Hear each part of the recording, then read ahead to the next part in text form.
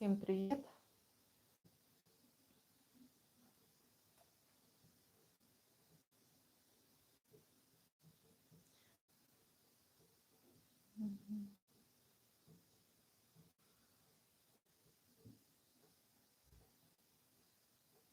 Ну что там?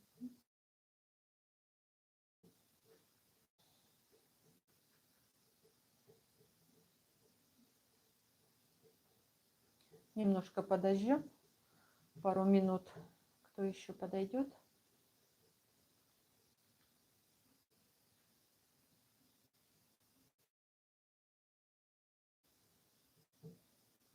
Хочу показать клубничку, какая вчера на рынке была. 150 лир всего стоит. Такая огромная. Пахнет, очень ароматная.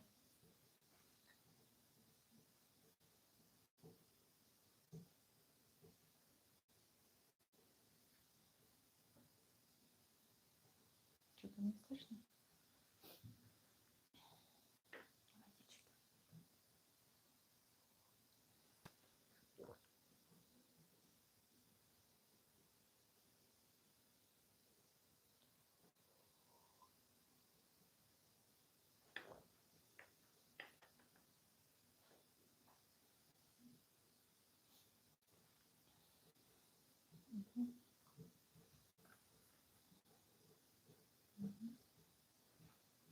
Наталья, привет.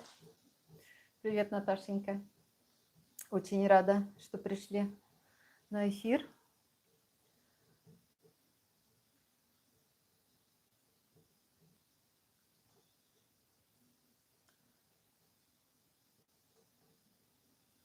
Немножко подождем. Наташенька, как у вас дела? Как погода? У нас дождь идет второй день. Ой, ужас просто. Погода ужасная изменилась.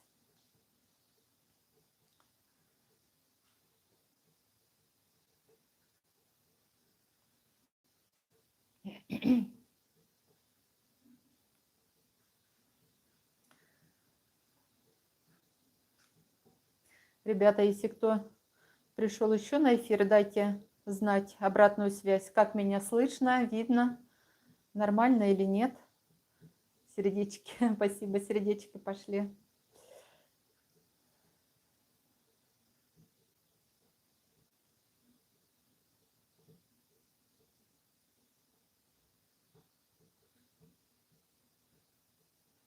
Угу, Наташенька. Угу. Угу. Наташа, я тоже рада вас видеть. Погода солнечная, но тоже все похолодание ждем. Ну, это хорошо, что солнечно. Ну, похолодание, я не знаю, но, наверное, и везде сейчас. Не очень, конечно, радует. Хотелось бы тепла. Ой, Галочка, сестричка, рада тебе дуже чути. Галочка, я тоже рада очень чуть тебя. Как меня хорошо, все видно, слышно.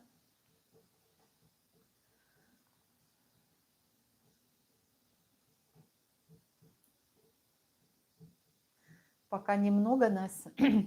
Ребят, хочу сказать, кто впервые зашел на канал, меня зовут Вера. Я провожу сегодня второй раз стрим, поэтому если что не так, не обижайтесь.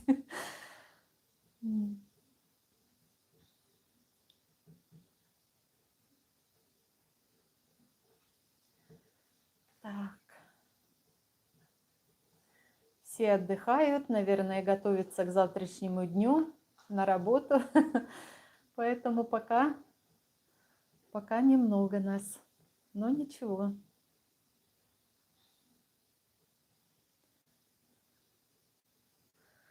Традертала, салют. Привет, привет.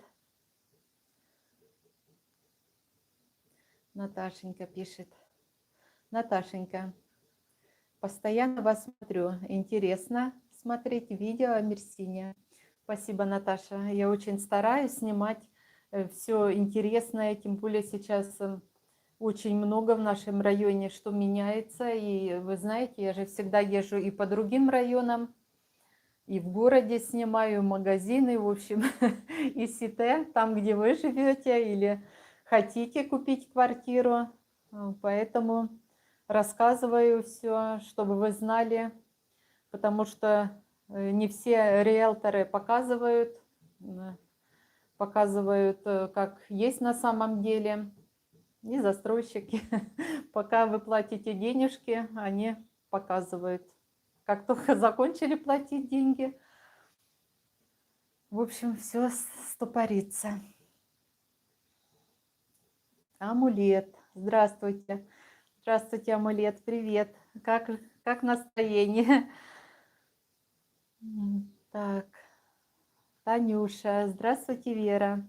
Танечка, здравствуйте. Очень приятно.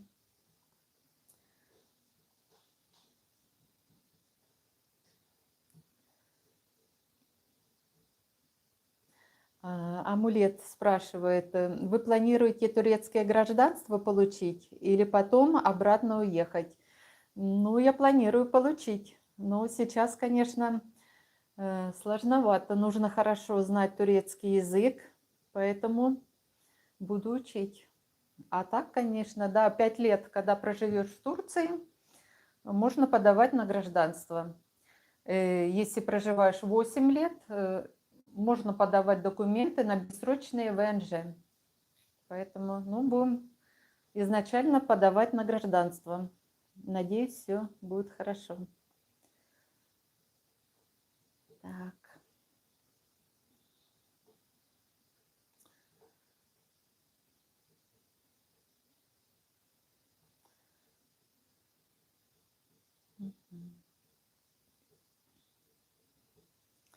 Виктория. Здравствуйте, Вера. Привет вам из Германии. Виктория, очень приятно вас слышать. Вы всегда пишете мне. Я всегда стараюсь отвечать. Да.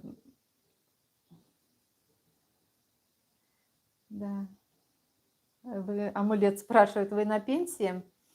Нет, я пока еще не на пенсии. Ну, у нас же как прибавили возраст пенсионный, поэтому я бы была уже на пенсии. Мне будет в этом году, в апреле, 58 лет.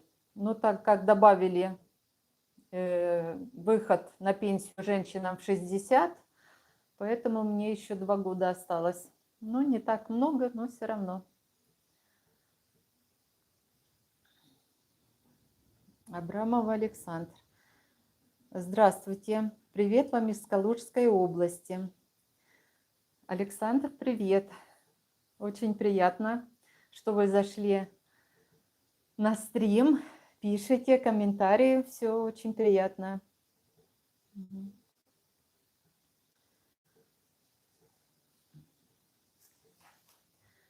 Так. Виктория пишет, смотрю ваши видео и всегда пальчик вверх. Виктория, спасибо, очень приятно.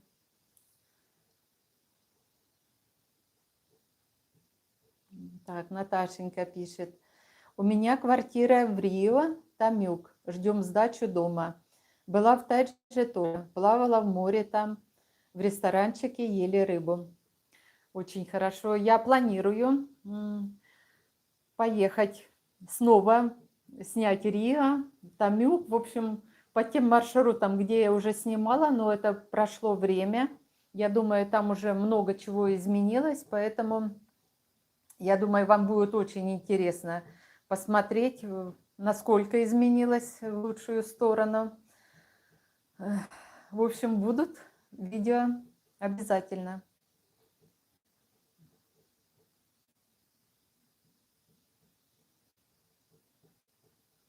Амулет спрашивает, в Турции жить можно, хоть народ добрый, нет расизма. Да, в Турции вообще люди, я не знаю, очень отзывчивые. По крайней мере, мне плохих людей никогда не попадалось. Всегда уважительно относятся, неважно там откуда, из какой страны. Всегда помогут, если что-то подскажут, даже если я вот неправильно что-то говорю, да, на турецком, они не обижаются, они понимают, что, ну, не все можно выучить сразу. Тем более, кто молодые люди, ну, там девчонки, парни, они быстро схватывают, а для нас это сложновато, и сам язык очень сложный, непривычный. Ну, ничего, потихоньку будем учить. У нас сегодня дождь, вторые сутки уже идет. Поэтому я немножко переставила в этот раз диванчик, закрыла шторки, потому что, ну, не хочется, такая неприятная погода. Немножко поменяли место расположения, но сидим на балконе.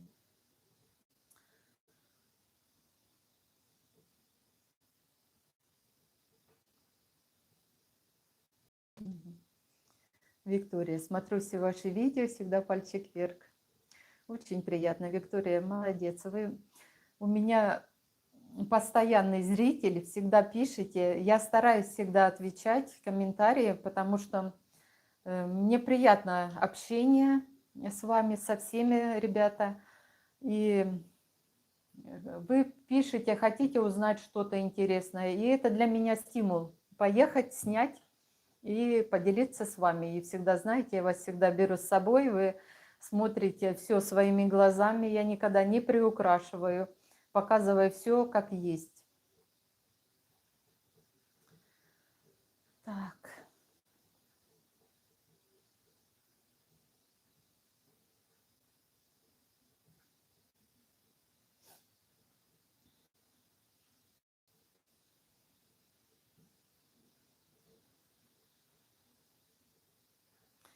Виктория.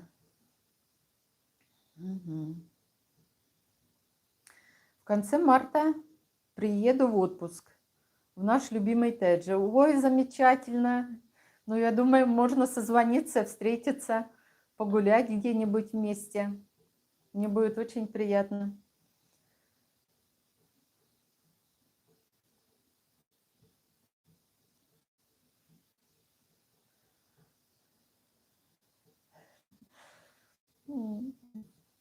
Молодец спрашивает, а супруг у вас чем занимается? Не попадает у вас в кадр? Супруг у меня помогает монтировать видео, я снимаю, он занимается монтажом. Ну, я думаю, как-нибудь он попадет в кадр тоже. Но пока у него свои задачи есть.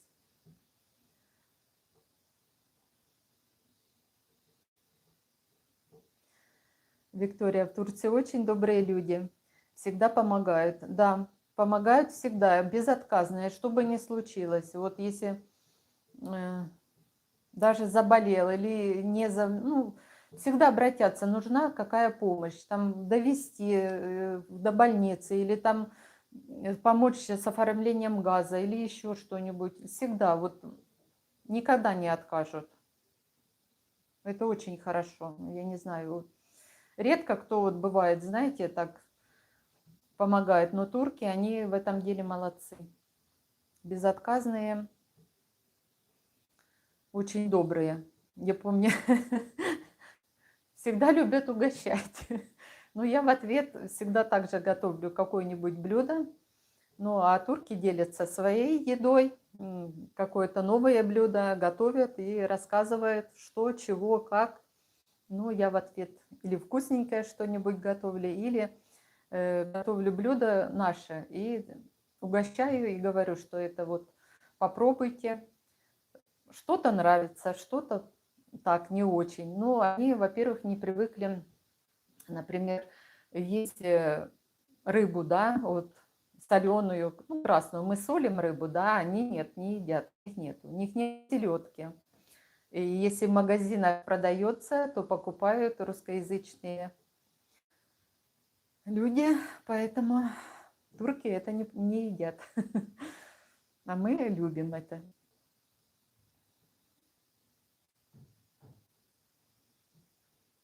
Сердечки полетели. Спасибо, ребята. Когда вы нажимаете на сердечки, YouTube видит и дает возможность больше на просмотр. Больше людей увидит наш стрим.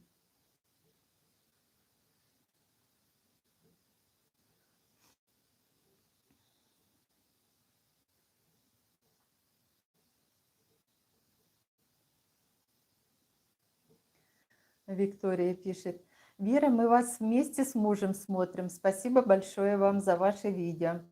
Виктория, спасибо вам за просмотры. Мужу привет. Я волнуюсь, поэтому не обижайтесь, ребята. Вы знаете, я даже вот первый раз, когда проводила стрим, у меня не было такого волнения, как сейчас. Не знаю почему и с чем это связано, но волнение прям трясет внутри.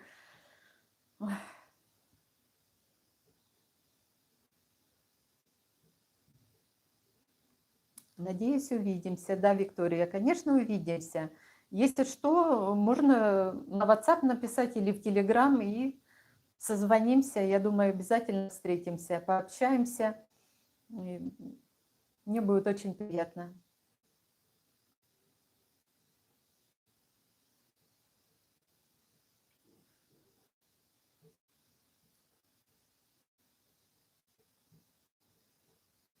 Наташенька пишет, очень хорошо учить язык там, где ты живешь, и не бояться, что не получится. Вы большой молодец.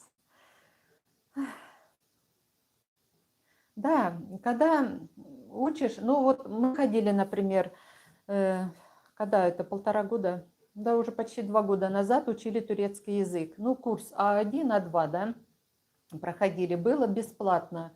Очень удобно. Но сейчас там прикрыли все это, и в местной администрации, ну, в общем, нету курсов.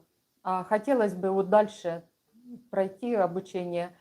А так, конечно, суть в том, что здесь общение нужно постоянно. Вот если бы вот, как говорится, когда живешь, например, в турецкой семье, да, или кто-то рядом, постоянно, вот это оно быстрее запоминается, и правильно тогда уже знаешь, что говорить. А когда ты вот прочитал, поучил, но нету практики, сложновато. Вроде бы помнишь, а как начинаешь разговаривать, вылетает все напрочь. А отойдешь буквально вот там 3 метра, думаешь, елки-палки, я же знал, что ответить и как правильно сказать. Ну, не знаю, может, у кого-то получается быстро так, но у меня пока сложновато с этим. Ну, я буду учить обязательно.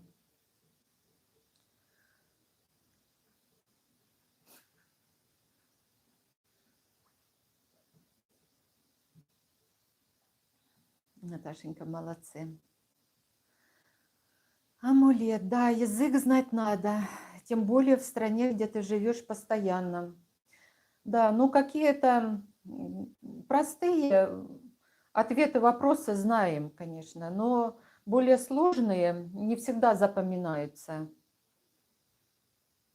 И у них еще, понимаете, вот если мы предложение говорим, что я иду, например, гулять куда-то там с кем-то, а они, в турков, у них наоборот, я с кем-то гуляю где конкретно, ну, как-то по-другому переставляются слова, поэтому сложновато. Вот как бы логически мы привыкли к тому, что как выстраиваем предложение, но у них все наоборот получается. И в этом вот сложно. Еще многие говорят не как вот по учебникам, да, язык изучать, а говорят, ну, такой на местном диалекте разговорный, и не все запомнишь, да, например, бедака, да, вот первое, помню, бедака, бедака, что за бедака, а оно бердакика, да, 1 минуту там это, ну, в общем, сложновато, ну, ничего, все придет со временем.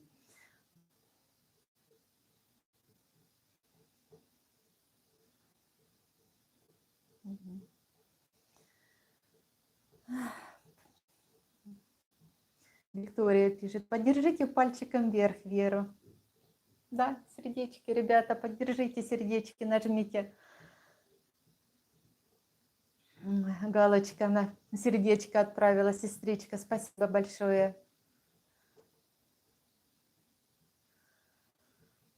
Ой.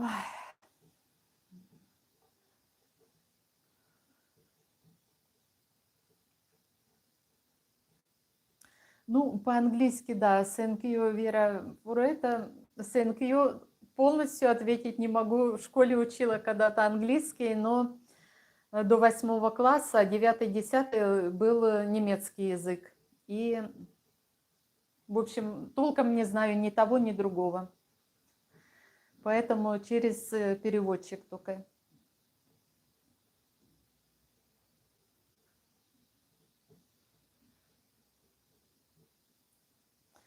Наташенька спрашивает, а есть ли у вас еще кто-то из знакомых в Мерсине или общение только по интернету? Нет, знакомых очень много. Очень много знакомых, да. Как вы решились уехать в Турцию на ПМЖ? Ну, как сказать, мне всегда хотелось ближе к пенсии или на пенсии жить где-нибудь в теплой стране. Но так как Европа, она более дорогая, и видите, что не проехать никуда, ничего, в Турцию, конечно, когда я покупала квартиру, изначально цены были намного дешевле. И то, что вот на рынке или в магазинах, если мясо было в то время, да, 600 рублей, вот если перевести на рубли, 200 лир, да, лира 3 рубля была 200 лир, то сейчас, видите, как выросли цены, намного, конечно, очень дорого стало, я не знаю, наверное, сейчас сравнялись цены практически, что в Европе, что здесь. Но климат мне очень нравится, я себя чувствую здесь очень хорошо, не болею, нет давления, не так, как в Санкт-Петербурге, у меня постоянно было давление, голова кружилась, в общем, не очень хорошо было. А здесь очень замечательно. Поэтому переехала. Я не жалею, что переехала, и с удовольствием хотела бы получить турецкое гражданство. В общем, пожить на пенсии в тепле. Так.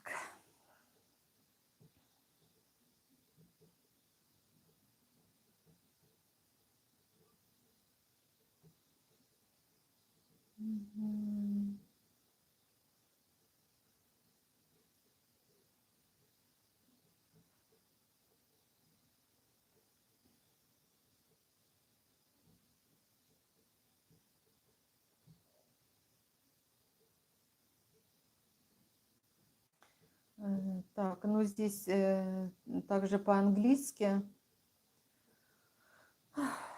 Thank you, спасибо. Так, Амулет спрашивает, говорит, из-за боязни потери работы у меня дядька родной, 55, начал английский учить. Сейчас в 63, фильмы только на английском смотрит. Ну, молодец, конечно. Вы знаете, у меня тоже был такой период, ну, давно это было, конечно, но я жила в Польше 4 года. И когда я приехала в Польшу, мне было всего, сколько, 21 год только исполнился. Я не понимала, о чем они говорят, не это, ну, буквально, наверное, через год или около года я также смотрела фильмы и спокойно, я даже не понимала, что я говорю на другом языке. Вот. Очень легко и как-то быстро я выучила этот язык. Ну, как быстро, год практически, но все равно я все понимала, все говорила. И жила во Вроцлаве, город шикарный такой. Ну, 4 года я там прожила. Главное, да, главное начать, и чтобы была цель. Когда есть цель выучить язык, тогда будешь усерднее заниматься и не будешь пропускать мимо ушей, а стараться запомнить какие-то фразы, какие-то вещи. Ну, все нарабатывается с опытом потихоньку, потихоньку. Мне еще сколько, вот 3 года я живу здесь, еще 2 года до подачи. Но я думаю, за это время потихонечку выучим язык.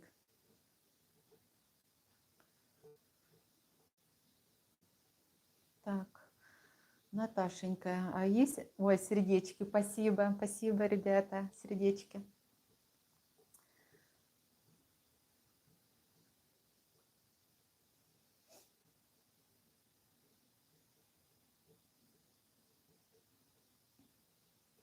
Так, Виктория пишет.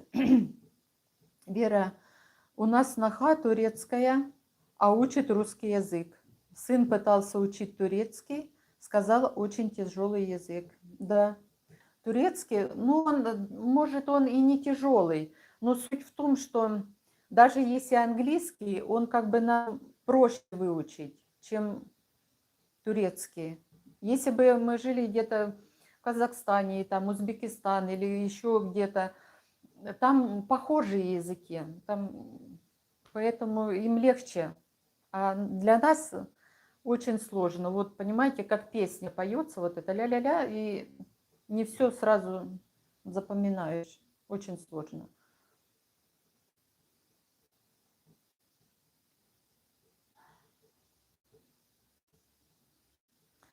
Виктория, а как сноха понимает уже по-русски? Как ей легко дается этот язык учить? Или так же сложно, как и нам?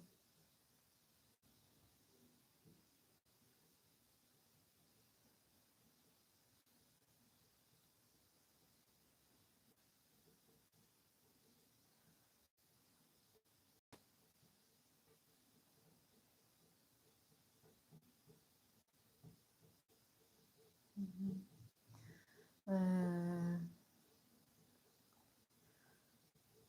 Спасибо Вере за тяжелую работу.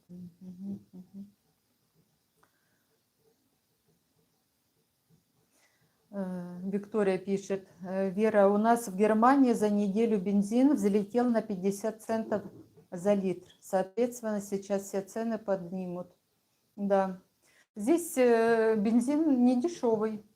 Ну, хотя по сравнению с тем, что было, вот где-то год назад, когда курс был 3 лиры, да, то цена была выше за бензин, чем сейчас, если перевести, конвертацию сделать, как бы немножко ниже, но все равно дорого, дешево.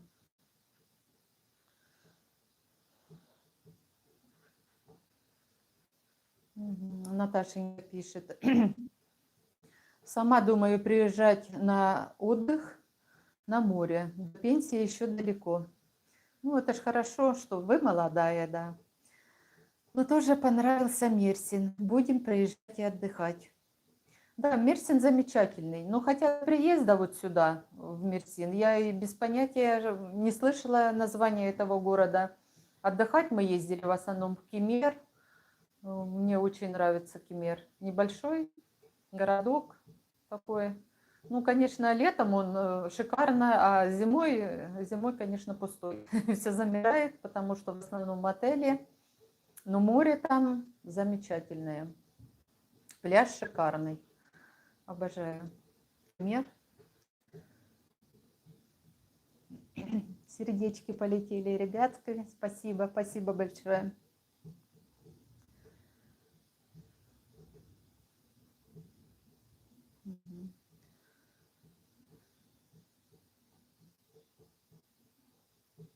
Угу. Виктория пишет, английский он знает, как немецкий и русский. Ну, это замечательно. Ну, есть люди, которые схватывают все на лету, поэтому это просто супер. Мне бы так. У снохи хорошо получается учить русский язык. Ну, замечательно. Когда есть рядом человек, который может помочь и направить там или поправить, это быстрее это запоминается.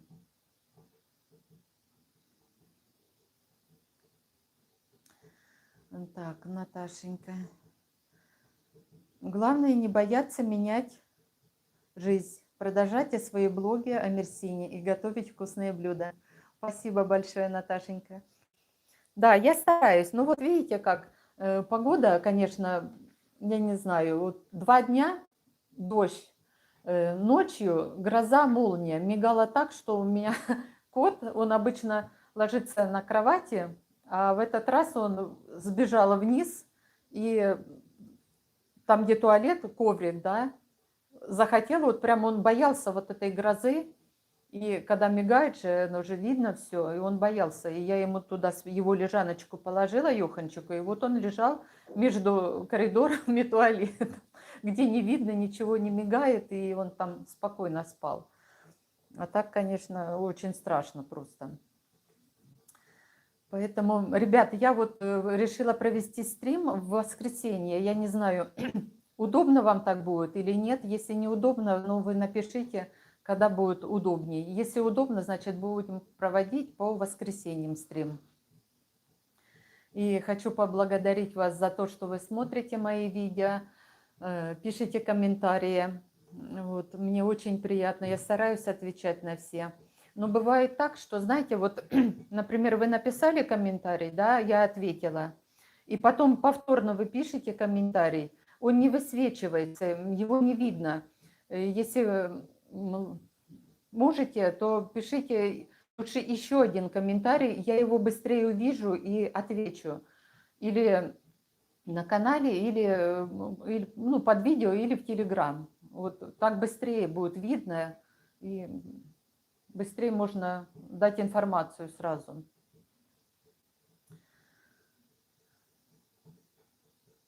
Так.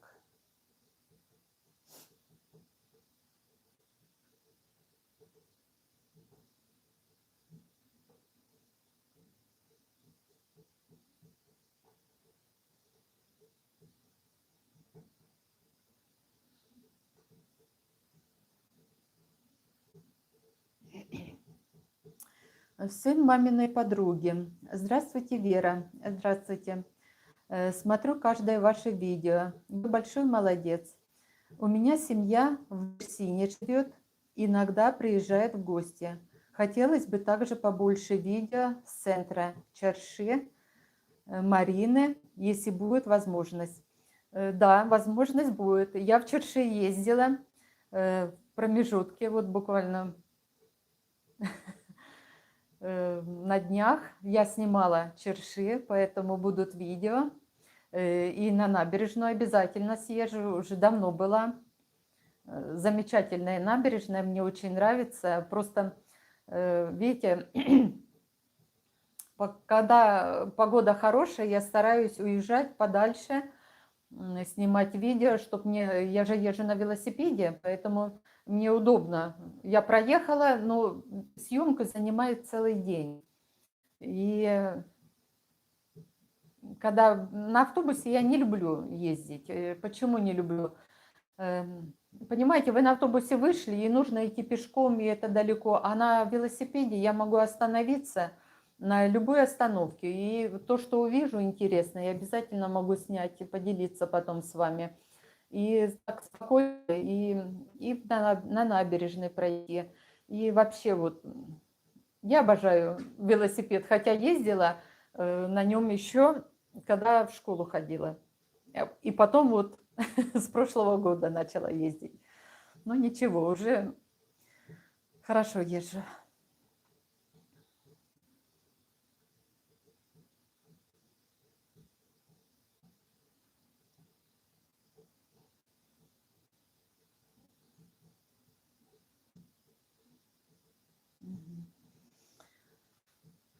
Виктория пишет: Вера, вы большая молодец. Ваши видео мне как бальзам на душу. Когда особенно вы показываете нашу газипашу около БИМ магазин. Как так все преображается. Да, я сама удивляюсь. Вы знаете, вот пройдешь, ну, я не знаю, ну, 2-3 дня, ну, бывает же, вот, да, погода, например, ну, не выйти. А потом приезжаешь и смотришь, по одной улице что-то изменилось, по другой. И причем они же, знаете, вот даже если дорогу, там, тротуар или что-то делают, не в одном месте, они делают в разных местах. Очень хорошо, все меняется. И столбы, где-то благоустраивать территорию, где-то что-то спилили или разрушили. Эти старые дома, которые, знаете, ну, заброшенные, были, их очень много, и много снесли, и там уже котлованы роют, и за трассой Д-400. Вот если кто помнит, да, при въезде есть такой мост, ну, воздушный, и там были такие дома небольшие, возле магазина для ванны, вот там для ванны все это, там снесли полностью, там уже новые дома стоят. В общем, и много застройщиков пришло, новых, которых я даже не знаю. Они, не, ну, знаю, встречались они в городе, вот эти имена их, они в городе застраивались, а сейчас они пришли в Тедже, поэтому очень хорошо. Будет очень много всего. И мне кажется, вот эти пустырь, который, ну, недалеко здесь, кто живет, он напротив панорамы, да, вот если идти от панорамы, комплекс там 2 сите, большое поле. Я думаю, что это поле когда-нибудь, это государственная земля, все-таки там что-то сделают. Или парк, или, может, даже Марину вторую. Когда-то говорили об этом, ну, как говорится, чем черт не шутит. И столбы, кстати, вот если ехать в сторону от субботнего рынка до рынка по средам, да, вот по набережной, там столбы новые ставят, будут, скорее всего, или расширять вот эту полосу, где ближе к морю, чтобы и велосипеды и были, и ездить можно, и так ходить, а может еще что-то придумает, может будут отсыпать, увеличивать вот именно что набережную, что-то там делают. Ну, мы посмотрим обязательно, я все сниму.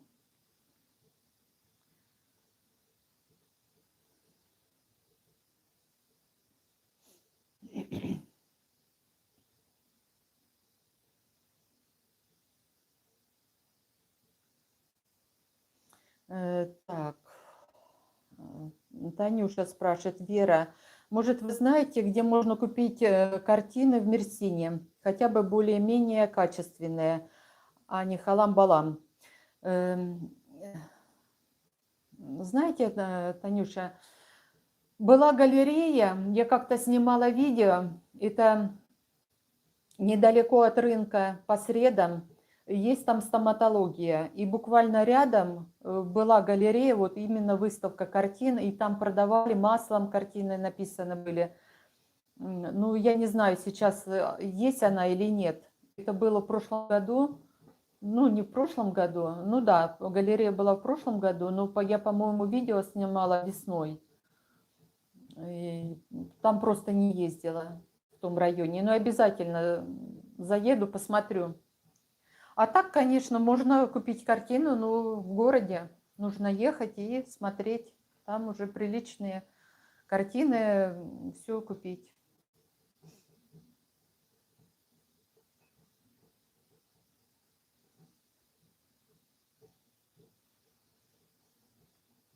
Наташенька говорит, все ждем тепла, устали от холода. Море классно, что рядом, да.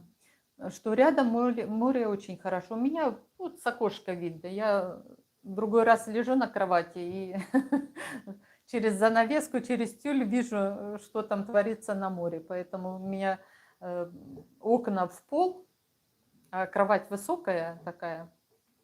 Поэтому все видно. Очень хорошо. Но в этом году, знаете, вот погода совсем не такая, как прошлые года. Прошлые года, я помню, уже в это время мы ходили, загорали, купались. Но в этом году, конечно, это нечто.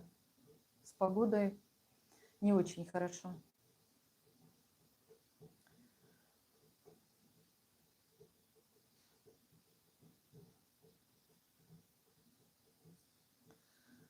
Виктория пишет, тоже планируем купить велосипеды с мужем.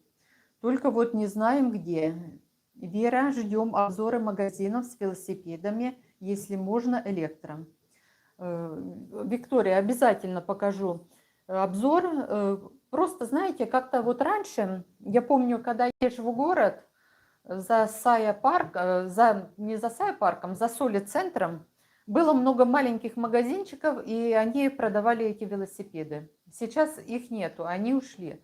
Но легче купить велосипед, даже заказать на Трендиоле. Он будет дешевле. Я себе заказывала на Трендиоле, но я хочу поехать в Декатлон и снять обзор. Там спортивный магазин, ну, торговый центр. Полностью снять, что там есть, по каким ценам. Но там цены намного будут дороже. Вот. Поэтому, ну, мы заказывали через Трендиол. Очень удобно, и нет наценки этой магазинной. Когда приедете, мы с вами посмотрим, как удобнее вам будет. Или заказать так, или съездим, посмотрите, что... Потому что кому-то интересно просто купить, а кто-то должен посмотреть, пощупать руками и уже определиться, какая рама, какой велосипед, мощный или менее мощный, какие колеса. У меня вот сейчас более мощный велосипед. До этого был более попроще такой. Ну, в общем, это все нужно смотреть.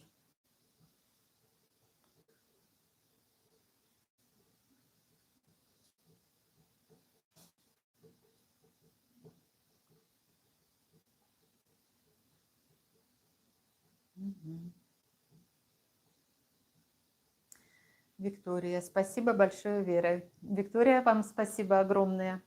Вы всегда так пишете, поддерживаете, мне приятно. Читаю комментарии, знаете, вот просто с наслаждением. Как всегда, чай. Сейчас глоточек. Заварила чайник. Горяченький попью.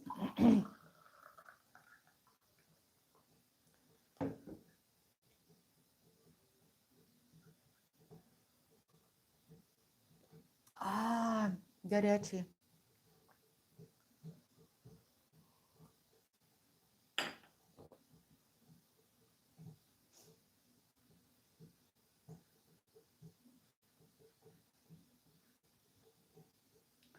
Люблю готовить просто.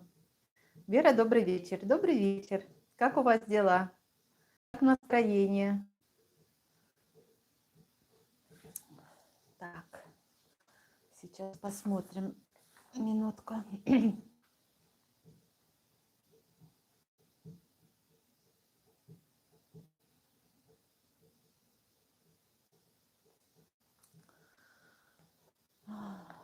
Так, что еще хочу сказать? Ребята, вы спрашивали, я же записываю. В общем, на прошлом стриме вы спрашивали про суши, да, вот кафе, которое на центральной нашей улице. Суши Моти, да? Сейчас минуту не уходите, похвастаюсь. 5 секунд.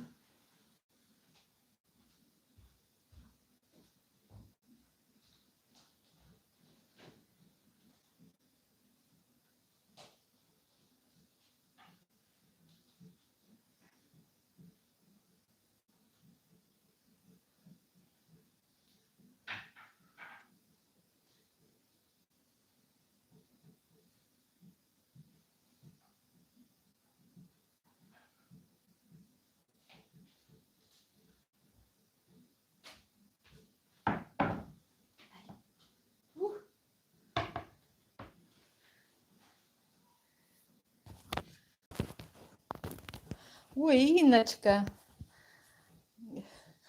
Сразу не это. Инночка, добрый вечер, добрый вечер. Из Белгорода, привет. Как у вас в Белгороде там? Смотрите, ребята. Не знаю, видно, не видно. Это я сегодня сама готовила. Запеченные, гриль, с авокадо, с рыбкой. В общем, разные. Не знаю, видно, не видно. Вот такие суши сделала. Предысторию. И еще. И вот такие моти. Ой, куда плывете? Моти. Сейчас вот так поверну. Видно, не видно? Вот такие. упал немножко. Вот, видите, какие моти большие. Я заходила в это кафе. Ну, я суши не особый-то любитель, это у меня муж любит суши, а я больше моти люблю. Ну, не стала я брать суши, потому что я сама готовлю их, готовлю очень хорошо. Во-вторых, ну, жалко, да, жалко мне такие деньги отдавать за такое количество. Я приготовила вот это, вот посмотрите, сколько, да? И это еще не все, мы уже попробовали сколько. Очень разные и очень вкусные. А моти, вот я хотела моти попробовать, но когда я у девушки спросила, говорю, вы как моти сразу делаете? Ну, обычно их нужно кушать, приготовили и их кушают. Это японский десерт, кто не знает. Очень вкусные, разные начинки. И она мне говорит, я сейчас вам покажу, какие. Она принесла моти, вот я делаю моти, да, вот стандартные, крупные. Там моти в половину меньше, маленькая. А говорю, а как вы вот делаете сразу или это? Она говорит, нет, у нас или в заморозке, или в холодильнике, ну, неизвестно, когда она сделана, может и 2 дня, и 3 назад. А свежий десерт, он самый вкусный. Поэтому я всегда сама готовлю. У меня есть клейкая рисовая мука, все, я знаю рецепт. Где начинку я в этот раз сделала клубничку, свежую, сливки, сливочный сыр, а они делают. Я говорю, а что у вас наполнитель? Она сказала, варенье вот это, ну, типа джема, да. И делают не сливочный сыр, а делают с творога. Но с творога это совсем другое, поэтому желания не было что-то попробовать, неизвестно что. Сама приготовила. Когда-нибудь встретимся, я вас угощу. Очень вкусные ребята, правда. Я обожаю этот десерт. Японские моти. А попробовала я его давно. Ой, когда давно? Давно, да.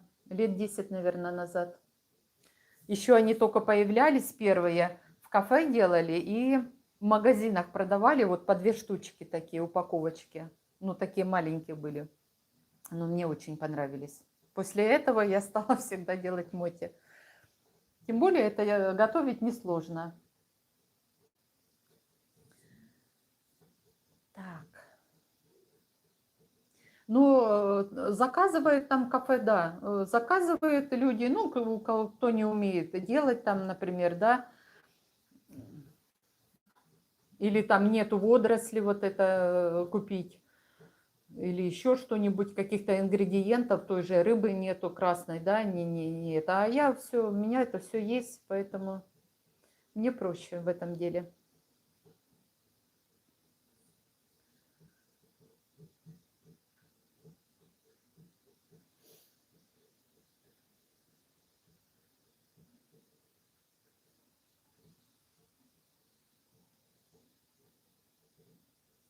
Так, сейчас.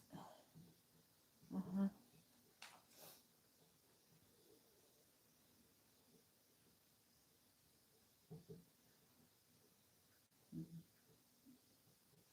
Да, Наташенька пишет, чай классный турецкий. Да, чай я обожаю, очень вкусный. Во-первых, знаете, как я в прошлый раз говорила, у меня чайник такой двойной, да, правильно заваривать чай.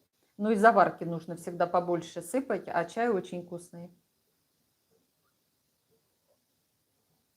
Причем я говорю, что вот турки очень любят чай, и они всегда, вот даже идешь куда-то, да, в магазин или это, и могут предложить чай выпить. Просто так. Не то, что там, что ты должен у них купить или это. Нет. Просто с уважения.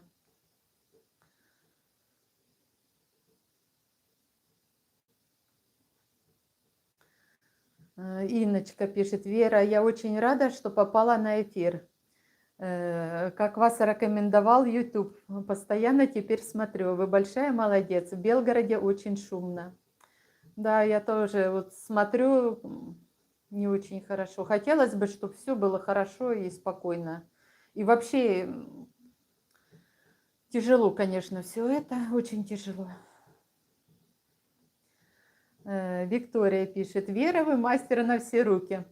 Ну, вы знаете, Виктория, я, во-первых, это дело люблю. Я с самого маленького, как со школы даже, вот готовить. Мне нравилось всегда что-то выпекать. Тем более у нас, я не знаю, сейчас есть или нет, но раньше в школах, помните, были уроки труда, да? Мальчишки там что-то пилили, строгали, а мы готовили. У нас была такая печка небольшая, мы приносили продукты из дома, и вместе с учителем все готовили, потом звали мальчишек и пили чай, и, в общем, урок труда был последний, и после него шли только домой. Все довольные, поедим всегда сладкого, грибочки пекли, там что только не делали, и салаты, и винегрет делали, в общем, мне очень нравилось. Поэтому, не знаю, наверное, это осталось еще с тех времен, моя любовь к готовке. Ну и вообще что-то делать. Мне нравилось и шить, я и шила все. Вот, не знаю, еще в школу ходила, но было интересно.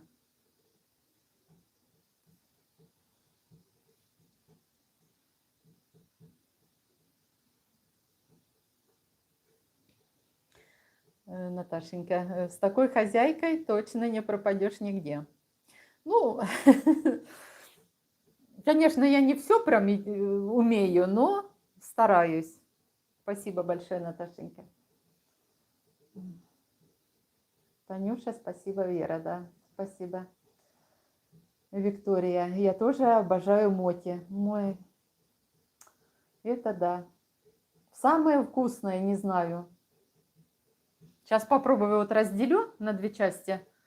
Я еще не пробовала сегодня моти. Суши-то мы поели.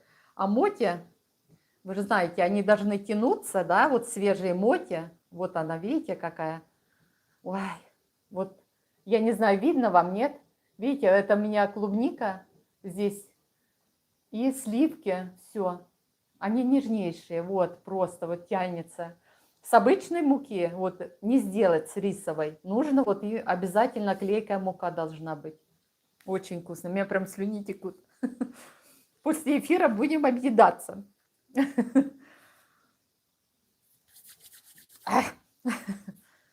Сейчас чай попью.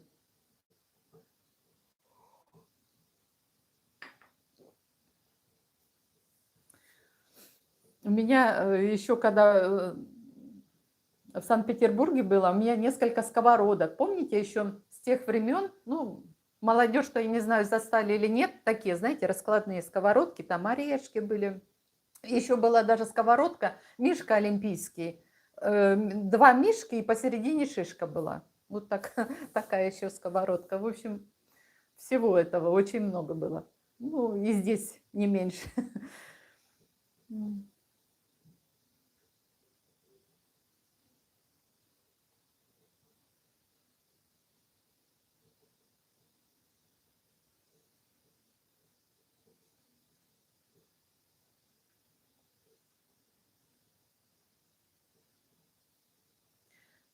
Так, я тоже обожаю мать. Угу. Ленокфон. Не первый раз вас смотрю. Посоветуйте, как быть. В 36 влюбилась, будучи замужем. Через 3 года поняла, что наваждение. Вернулась в семью. Муж простил. Но уже 2 года депрессия на таблетках. Ну, депрессия, конечно, это очень сложно. А что посоветовать?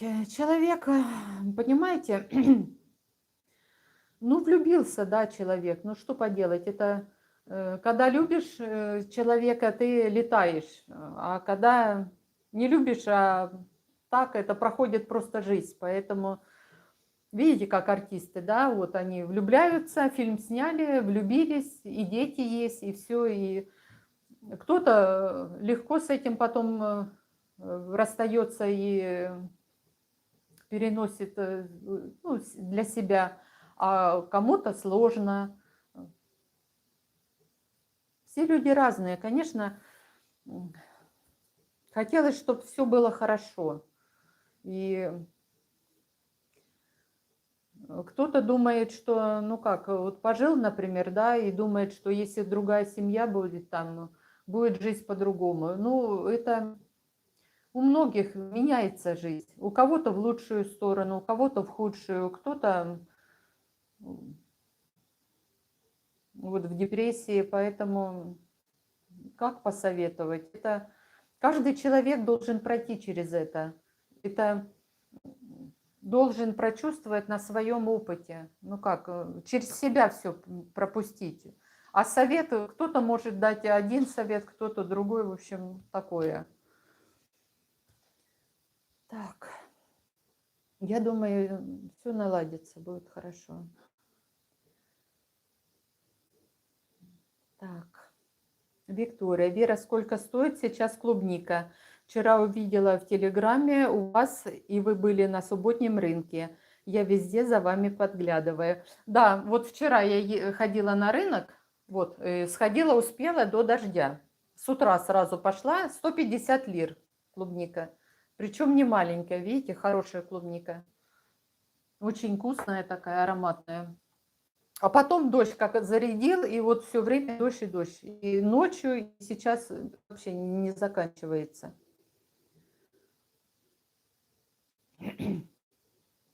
Танюша, есть ли в Мерсине блошиные рынки? Да, есть блошиный рынок, я хотела туда поехать. Он идет, по-моему, по субботам. Это у меня запланировано. Еще запланировано, ну, вот Палм-Сити, Декатлон, и еще Макс Гросс, это рядышком находится, поэтому я обязательно съезжу, обязательно сниму все. Поэтому, я думаю, в ближайшее время будут видео.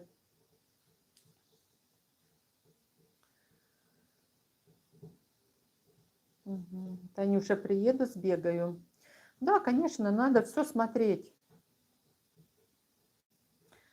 Инна пишет. Вера, вы как будто про меня рассказываете о том, что с детства любите готовить. Да, Инночка, вы также любите. Это очень хорошо. Я думаю, что любая женщина любит готовить. Так, Виктория. Вера, есть ли у вас рецепт мухи на кулинарном канале? Да, я снимала рецепт, но я не помню, там шортс или видео. Это давно уже было. Ну, я могу еще снять раз. Обязательно. Ну, мне очень нравится. И несложно готовить. Самое главное купить вот эту клейкую рисовую муку. А все остальное это... Я готовлю даже не в микроволновке, а на сковородке. Вот делаю, завариваю это тесто, все. В общем, несложно.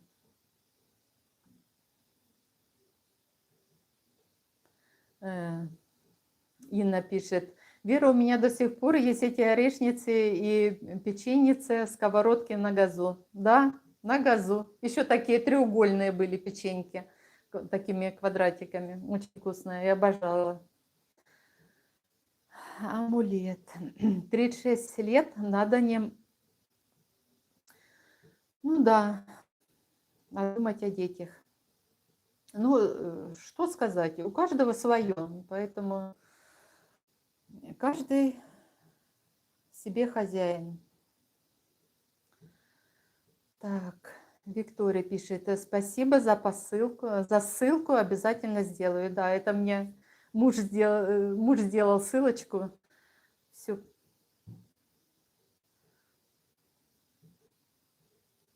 Наталья, как дорого зимой платить за квартиру? И какой у вас айдат? Ну, айдат у нас сравнительно с другими сетей небольшой. В прошлом году у нас айдат был 800 лир, в этом году подняли всего на 100 лир. Сейчас у нас айдат 900 лир. Это 2 блока, 170 квартир. В общем. Ну, а платить, если вы будете отапливать кондиционерами, сколько вы нажжете света всего, сколько заплатите. Поэтому цены, конечно, растут. Кто-то больше тратит, кто-то меньше. Ну, все зависит. Кто-то экономит, поэтому по-разному. Вот. А, еще, ребята, что у меня вот пометка есть. Часто спрашиваете, ой, сердечки, спасибо, ребята, спасибо большое. Вы мои самые лучшие подписчики. Команда просто супер огонь. Хоть куда с вами можно. Так, вот часто пишут про трансфер, ну, про транспорт, про цены, как добраться вот с аэропорта, да, я и снимала видео, как доехать с Чекурова до Мерсина, но все равно многие пишут и спрашивают. Вот смотрите, ребята, если вы живете в Мерсине, да, есть два варианта, один бюджетный, один более дорогой. Бюджетный – это на автобус Хавамаш. Стоит, я вот недавно ездила же в Санкт-Петербург, вы знаете, он сначала первую остановку он делает в форуме, вторая идет Сая парк. Ну, от Сая парка уже можно на автобусе, если, например, по Мерсину, или такси. Там такси еще стоит. Вот, поэтому так можно добраться. Если вы живете дальше Тамюк, Чешмели, там Арпач, вы можете или оттуда заказать из Чукурова трансфер, но это уже будет дороже. Или можете доехать сюда, до Мерсина, и потом сесть на автобус. В ту сторону идет автобус 156, и идут маршрутки, это вот Далмуши по-турецки. Но идут они, начинают свое движение, первые маршрутки и автобусы с 6 часов утра. Поэтому, если вы прилетели ночью, или посидите в аэропорту немножко, а потом доедете, Хавамаш идет каждый час до Мерсина, или уже приедете, перейдете от Сая парка на трассу Д400, там буквально метров 100 пройти, остановка рядом, посидеть на остановке, дождаться автобуса своего или там маршрутки и доехать. Это уже бюджетный. Ну, а такси, конечно, там стоят возле Сая парка, но цена будет уже дороже. Поэтому рассчитывайте на свой кошелек, сколько вы хотите потратить и, в принципе, как вам удобней. Так, что еще? Еще про квартиру, вот про налоги спрашивали. Я ходила недавно, оплачивала налоги за квартиру. Налоги нужно оплачивать до мая. Я заплатила сразу. Ну, вообще налог делится на две части. Вы можете первую часть заплатить, а потом на втором полугодии заплатить вторую. Но я заплатила сразу. За весь год у меня все вышло 1966 лир. Вот такие цены. Угу.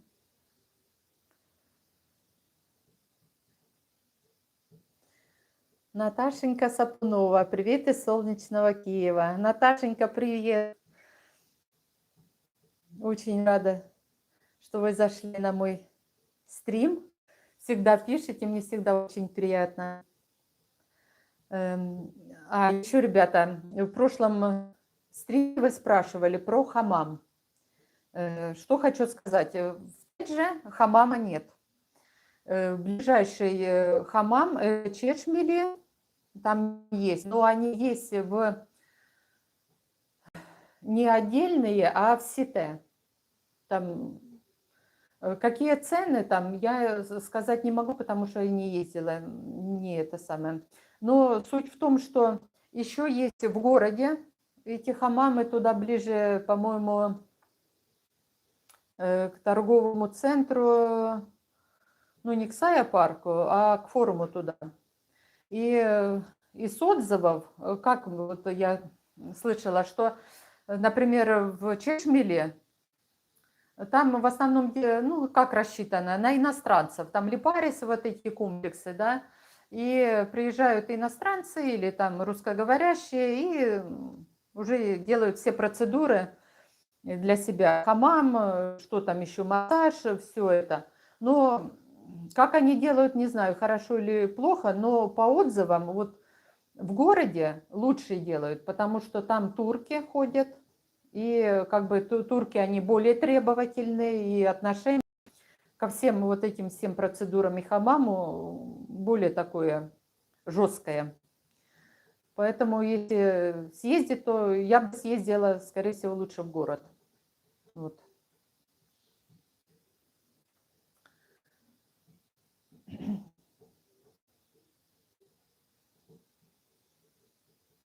Мгм. Наташенька, все ставим, все ставим, класс. Вере за ее труд. Да, спасибо, сердечки, ребятки, спасибо, вы так поддерживаете, вообще, вот прям очень мне нравится. Так, что-то еще хотела, чтобы не забыть. Еще, ребята, я, по-моему, уже говорила, да? Вы спрашиваете в комментариях часто показать ваши сите, да? Как идет строительство, на какой стадии. В общем, мне это не трудно поехать, но я буду это все снимать обязательно. И вы знаете, есть такие сеты, в которых, ну вот, которые на слуху, да, вот как Рио, там это, я знаю, где эта локация. Но иногда вы спрашиваете сете, просто название, я даже не знаю, где оно находится. И дома строят, застройщики, они на табличку уже не сразу вешают, что это название этого сета. А на картах вот нету, нигде не написано. Пока застройщик не получит искан, его не вносят вот этот вот в реестр, и его невозможно отследить. А вы, когда покупаете, вам уже застройщик приблизительно говорит, как координаты, все. Поэтому вы знаете, где оно находится. Скиньте просто, можете в телегу даже написать, и что вот то-то, то-то. Я обязательно буду в том районе, обязательно сниму, нет проблем. Это несложно и очень, и вам будет, как говорится, и удобнее, и вы увидите все. Так, потом еще вот про видео, да. Я всегда снимаю свои видео как бы с запасом, да, потому что все равно видео выходит с небольшой задержкой. Нужно, конечно, время на монтаж. Во-вторых, видите, вот погода, да, плохая погода, и бывает несколько дней эти дожди или там ветер или еще что-то, невозможно съездить куда-то там снять. Поэтому я всегда делаю видео с запасом, чтобы вы могли посмотреть, открыли канал, посмотрели. Вот. Так что так, не обижайтесь, но так нужно, потому что, ну, никак.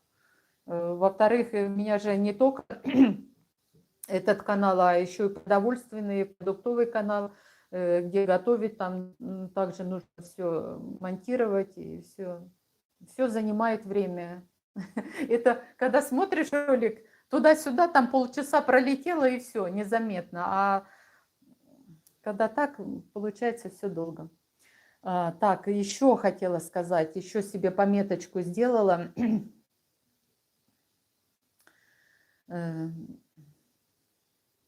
Ребята, а как вы думаете, стоит ли заводить Макс? Вообще вы пользуетесь этим мессенджером? Говорят, что вроде бы собираются прикрыть и Telegram, и YouTube, в общем, какие-то такие страсти, в общем, я не знаю. Если пользуетесь и вам интересно, я постараюсь тогда все вот это завести, чтобы вам было удобно смотреть, и чтобы мы не потеряли друг друга. Еще, да, ребята, вот дожди идут, но между дождями, ну, буквально пару дней назад, я сумела съездить в одно прекрасное место. Говорить пока не буду, скрывать интригу. В ближайшее время вы увидите этот выпуск. Я думаю, вам очень понравится. В общем, очень интересно. Как говорится, не обошлось без приключений, но это все впереди. Посмотрите, я думаю, вам очень понравится. Мне, по крайней мере, понравилось, вообще классно.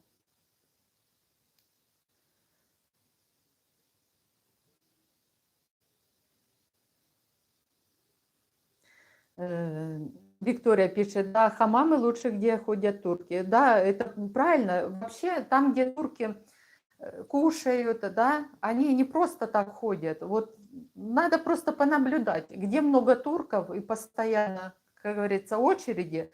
Это там и еда вкусная, и обслуживание, и цены доступные, недорогие. Потому что мы ебанжи, понимаете, иностранцы. А и там, где иностранец, его дерут в три шкуры. Поэтому имейте это в виду. И нужно всегда, где бы ни было, все равно нужно торговаться. Немного, ну, индирим, вармы, если они говорят вар, значит, это все отлично. А если йог, значит, купим у другого.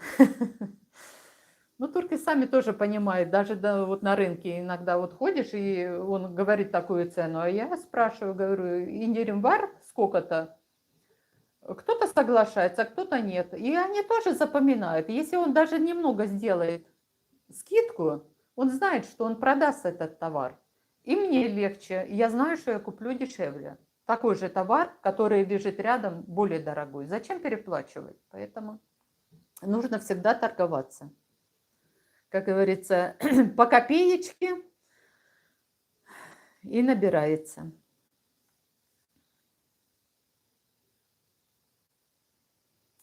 Так, Инна пишет, я пока Макс не хочу, ничего не имею против него, но есть некоторые принципы. Не хочу быть стадом, которое насильно загоняет в загон. Да, вот это я слышала, вот это. У меня самой Макса нету, поэтому пока не это. Это я спросила, если уж совсем, совсем край. Поэтому как бы изучаю. Или Рутуб, конечно, я не знаю, там не очень хорошие отзывы. И Макс, это, конечно, сложно все.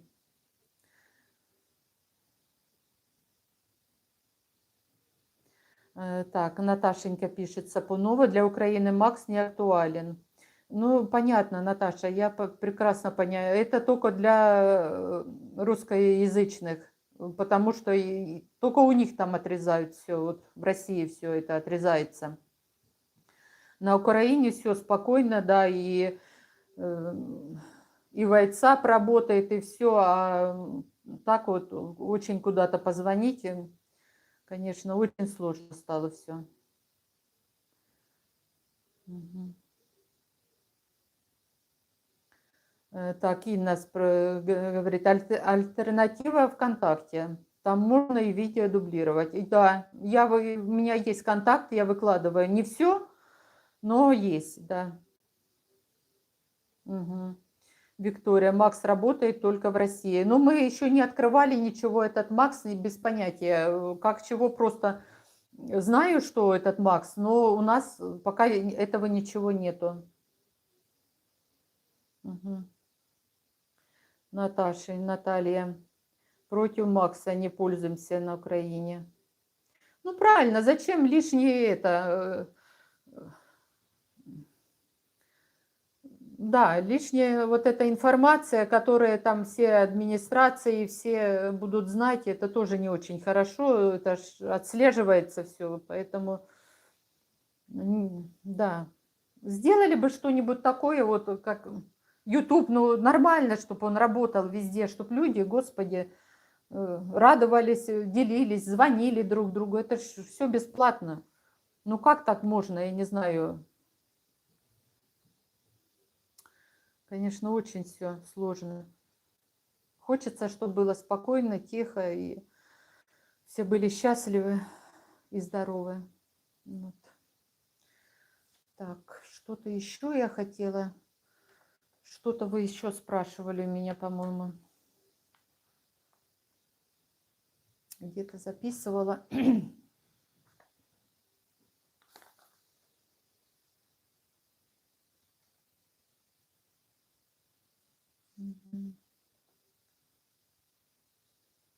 Ездила, катали, Яшу, это Юханчика лечила в клинику.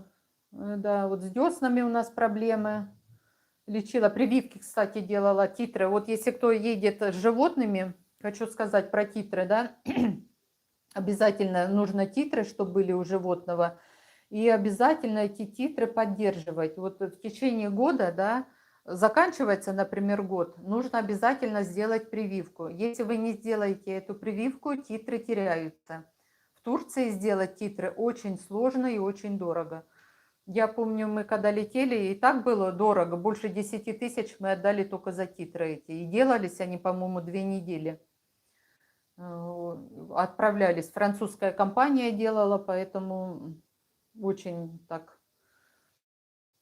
Прививки, да, вот прививки, сколько у меня вышло.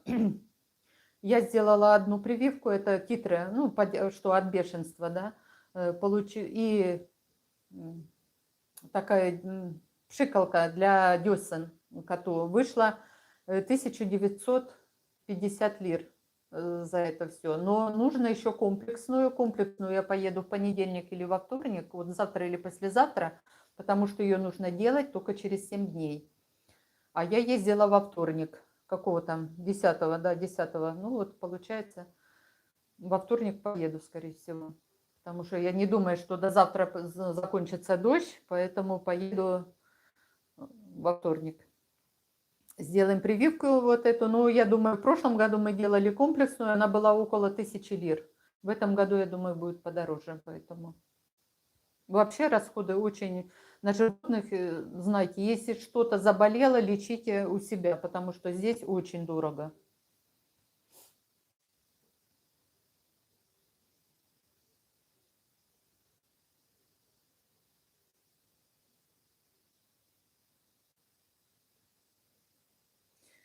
Наташенька пишет, надеемся, YouTube будет работать. Ну, дай бог, тоже надеемся. Я 100% только за, чтобы YouTube работал, потому что я звоню куда угодно, я и на Украину звоню, и в любой этот, я очень счастлива, что когда YouTube работает, и WhatsApp, вот это все особенно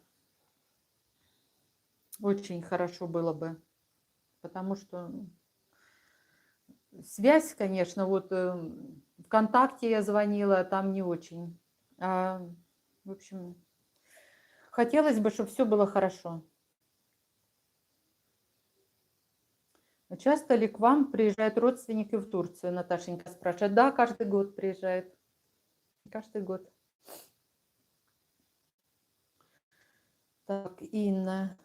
Тоже надеюсь, что YouTube через VPN будет работать.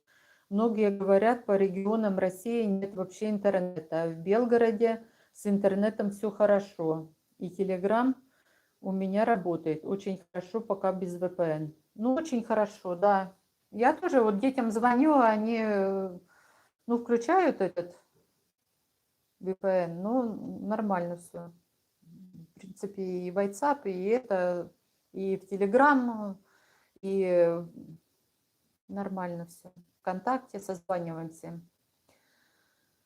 Так, Виктория пишет, нам брат сказал, что в России скоро VPN отключат. Вот, да, вот такие разговоры идут, поэтому почему я и спросила про этот Макс, потому что не знаю, что еще может быть. В общем, такое дело. Покажу вам с вас минуточку, не уходите, котейку своего, Йоханчика. Покажу. Ой, красавца нашего.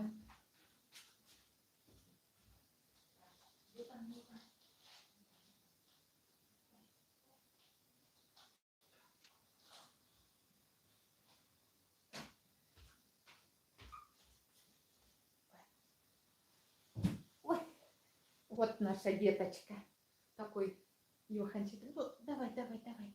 Вот он какой у нас красивый. Йоханчик, покажись. Пусть тебя ребята все посмотрят. Какой ты у нас красивый, добрый. Такой ласковый. Да, Йоханчик, ну садись сюда, давай. Посиди. Он обычно... Сейчас прицеплю. У меня вот этот вот диванчик. Обычно стол у нас вот так стоит, и диванчик с этой стороны, а кресло с этой стороны. Сегодня немножко у нас перестановка. И он лежит на диване. Балкон, вот эта часть, она стекло. И ему все видно, невысокое. Как бы здесь стекло и до самого низа стекло прозрачное. И он наблюдает. Сверху все смотрит, да? Да, ты мой хороший. Вот такой у нас добрячок. Да. Что? Ну давай, давай, давай, я тебе уберу подушечку сюда. Ложись. Вот такой капуз.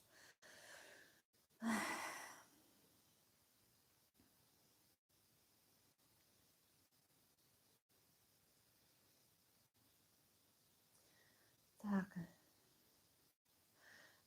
Виктория пишет, мы все перешли на ИМО, Германия, Россия. ИМО, не знаю, не слышала, это какая-то другая, да? Вот, да, Виктория пишет, красавчик, красавчик. Немножко, но он старенький, у нас в этом году в мае ему будет 12 лет. Он когда летел, конечно, еще та история. Хорошо, что пересадили, в отличие от багажа. Багаж-то не пересадили.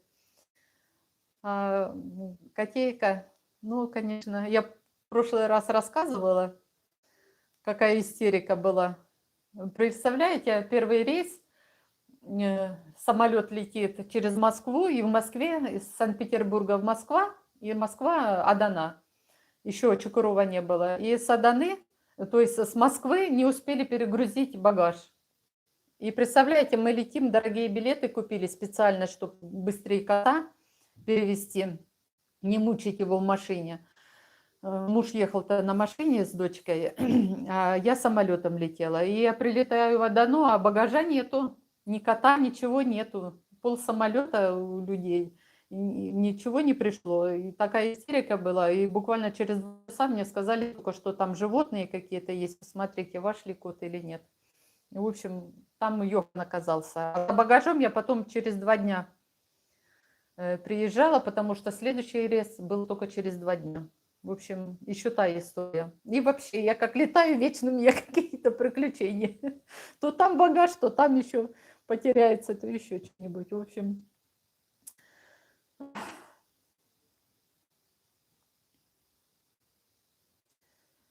Так, красавчик. Так. Танюша спрашивает, почему его зовут Йохан? Йохан, его назвала дочь. Он у нас вообще кот из детдома, ну как, из приюта. Худенький был это, и дочь решила его назвать, полное имя Йохан Клаус фон Штейн. В общем, он у нас Йохан, я называю, муж его называет Клаус, но в паспорте он записан Йохан. Вот. Имеет причем 2 паспорта, турецкий и такой европейский паспорт. У меня, говорю, паспорта еще нет, а у него уже 2. Вот такой у нас кот.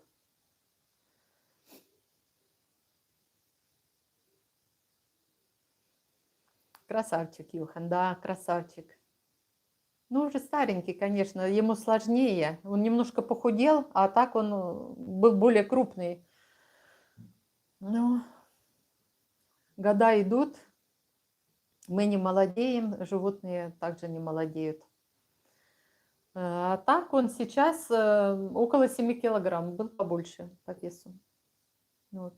Болел и поэтому немножко похудел. Йохан по-немецки Иван, Виктория. Ну, может быть, не знаю, не знаю. Так, Инна пишет. Это, конечно, нечто. Чуть котик не потеряли в пути. Представляю, как вы были счастливы, когда его увидели. Да, это просто. У меня, во-первых, была такая истерика. Ну, представляете, ты прилетаешь, потратил кучу денег, чтобы кот быстренько долетел, чтобы легко перенес это все. А тут тебе говорят, вашего багажа нет, кота нет. Меня просто там слезы градом лились. Меня вот так колотило все. А потом через 2 часа подходит тетка и такая, а посмотрите, там животные. Я побегаю, там Йохан. Они успели вот эту наклейку приклеить и переставили, ну как, первых загрузили животных. Если бы первыми загружали багаж, как говорится, ни того бы не получили. А так это счастье, что вот. Так он и ехал, мы потом еще Саданы, на автобусе ехали. Он не мякнул даже, ничего. Я вот водичку купила, его вот носик мочила, это он ничего не хотел, не пить, ничего, просто вот облизывал себе нос и все. Я его сверху, а летели еще, жара была такая, это просто ужас. Ну, в общем, такой у нас. 2 самолета пережил. В общем, молодец.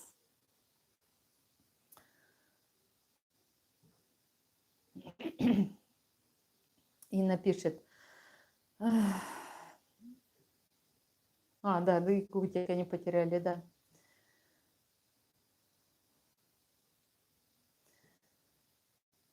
Инна, это чувствуется, что вы очень любите готовить, и поэтому у вас все получается шедеврально. Даже внешне понятно, что вкусно невероятное.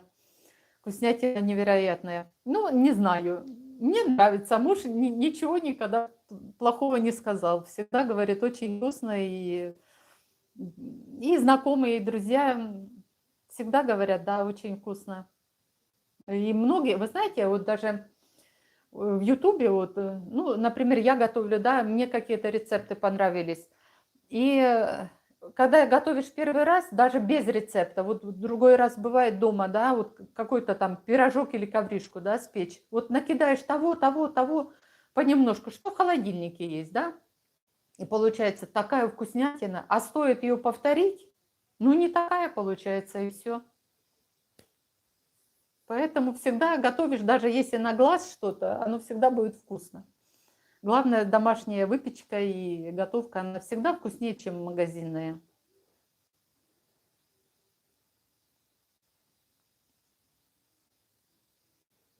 Наташенька пишет, Наталья, в Турции все любят котиков. Да, в Турции котов обожают. У них вот даже в магазинах, помните, я сколько вот снимала видео, заходишь в любой магазин, вот неважно, дорогая вещь там или недорогая, да, или посуда, там же лежит эта котейка, и причем почему-то все рыжие.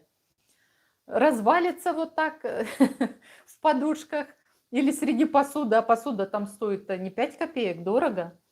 И никто не ругает, ни продавцы, ничего. И обязательно при входе у них миска с водой и мисочка с едой.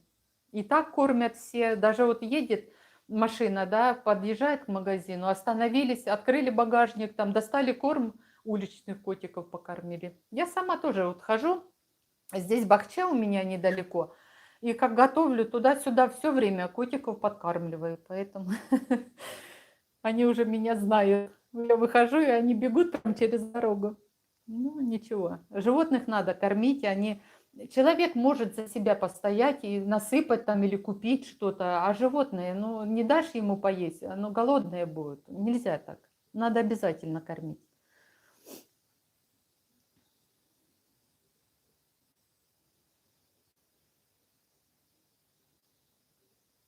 Кот-путешественник, да, Наташенька? Кот-путешественник. Мгм. Инна пишет, умничка, котик, пусть радует вас еще долгие времена. Ой, да, дай бог, чтобы он жил долго-долго, потому что какие-то животные мало живут, какие-то это, ну он бедненький, он, ну представляете, он же беспризорный был, такой худенький, когда мы его взяли, у него лапки такие худые, длинные, мордочка такая, хвост как шило, прям, ну, такой худюсенький был. Но, знаете, вот с первого дня, когда поставили ему лоток, и это он ни разу нигде ничего вот не нашкодил. Молодец. Очень такой прям весь в меня. Молодец.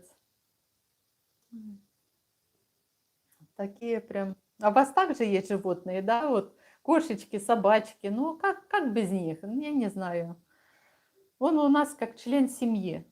Поэтому стараешься что-то вкусненькое ему, что-то хрустики какие-то, или там даже готовишь что-то, вот он просит. Конечно, это лишний раз и не нужно давать там ту же котлетку или это, потому что все-таки организм у них по-другому устроен, но все равно обязательно какой-то кусочек колбаски или еще что-нибудь даю. Так, Виктория пишет. Всем хорошего воскресного вечера. До следующего стрима, Виктория. Да, до следующего стрима, да. Ребят, если вам... Ой, сердечки полетели, спасибо вам большое.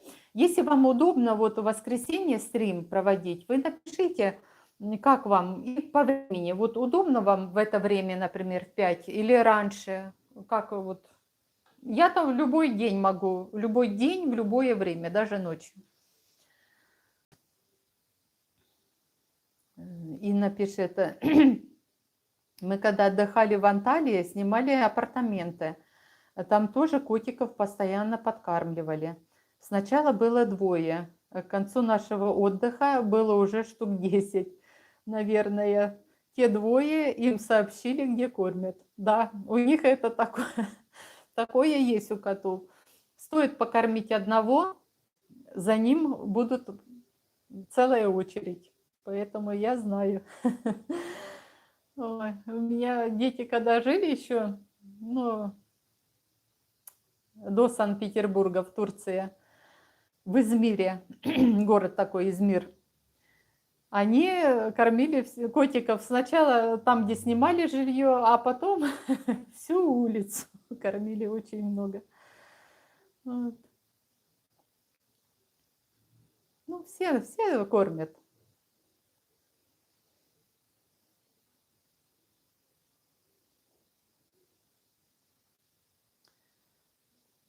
Так, Инночка пишет, у нас нет дома пока животных. Я на заказ готовлю, но кошек обожаю. Ой, какая умничка, да, спасибо. Ой, сердечки полетели. Да, кошек обожают. Многие, они, знаете, как антистресс. Даже вот какое-то настроение не очень, да, вот возьмешь Йоханчика, погладишь, он поурчит такой, ну, хулиганит, конечно, иногда, вот любит поцарапать что-нибудь. Его, говорю, нельзя так, а он все равно лапкой так, знаете, вот так отодвигает. Ну, привыкли уже, как член семьи, да.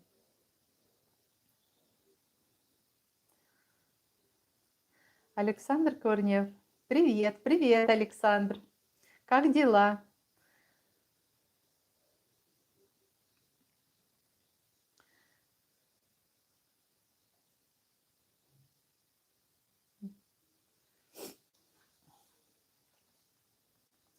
Ой.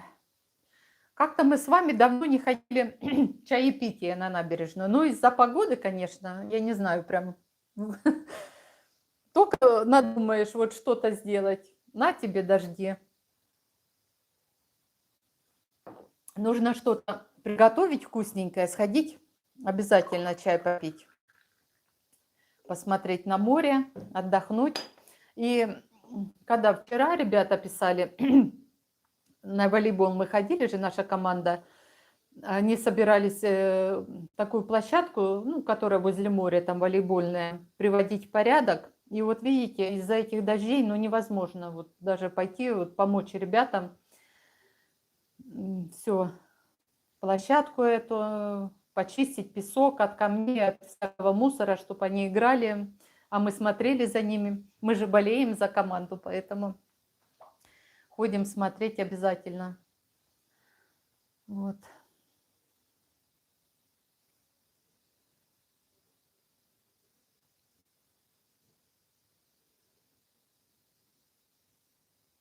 Наташенька пишет, Наталья, это хорошо, что так много добрых людей в Турции.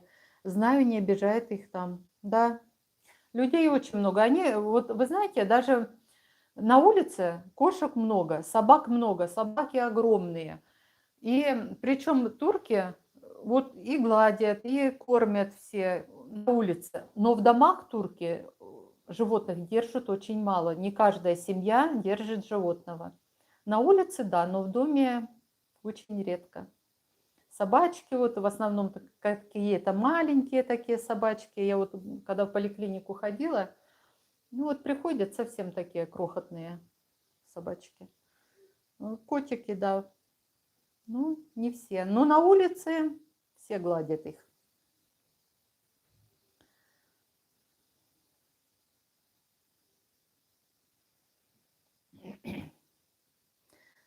Наталья Сапунова. Года 4 назад тоже был порыв завести собачку. Но в это же время и мысль о Мерсине зародилась. Ну, очень, да. Поэтому во избежание каких-то сложностей идея собачки все же отпала. Ну, привести собачку можно с собой, ну просто вот понимаете как, если вы будете ехать, нужно обязательно титры, нужно обязательно комиссию пройти, нужно обязательно паспорт, чтобы у животного был с европейский вот этот, обязательно прививки. Это очень, конечно, накладно, чтоб... Поэтому не каждый привозит. И многие, знаете, даже вот смотришь по ТГ, бегают собачки, да, вот такие, вроде бы и небольшие, но уже запущенные, такие все, шерстка, которой их стричь нужно, они, ну, выброшенные. Наверное, кто-то приехал и оставил их, и они вот здесь бегают. Жалко, конечно, но уже как бездомные. Вот, поэтому, если уж берешь животного, то нужно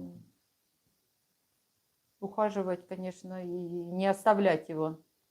А лечение, как я вам говорю, здесь очень дорогое, поэтому подумайте. Можете здесь что, пришли, погладили, покормили, и животному хорошо, и вы спокойно отнеслись к нему хорошо, поэтому все рады будут.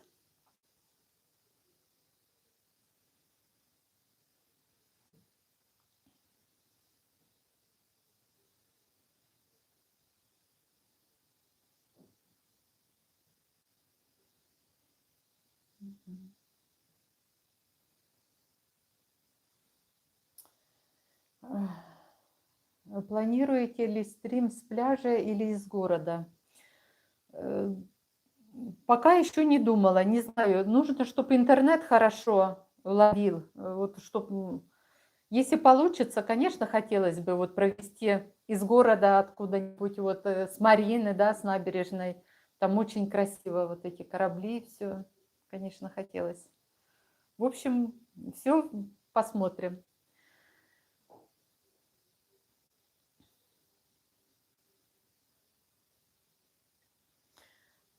Ксения, в Турции не очень дорогое лечение, в России подорожало сильно. Ну, может быть. Ну, как? Может, оно сейчас и выровнялось, как бы по ценам. Ну, хотя раньше, я помню, в России было подешевле. Просто сейчас, может, что лира немножко другая, а цены, как вам сказать, они же все из-за долларом идут, поэтому и в основном все вот эти лекарства, все импортные, поэтому такое дело. Ну, когда животного любишь, ничего не жалко.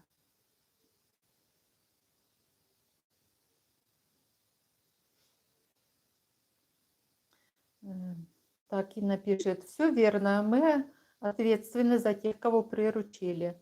Меня удивляет, когда выбрасывают животных на улицу. Да, я же говорю, что вот очень часто бывает, едешь, и вот жалко просто собачку, она бегает, еще ошейничек. Во-первых, она не подходит к людям от того, что она уже, может, ее шугали или там она не привыкла, например, она сидела в доме, да, и потом ее на улицу вот так выкинули. Конечно, для нее это стресс.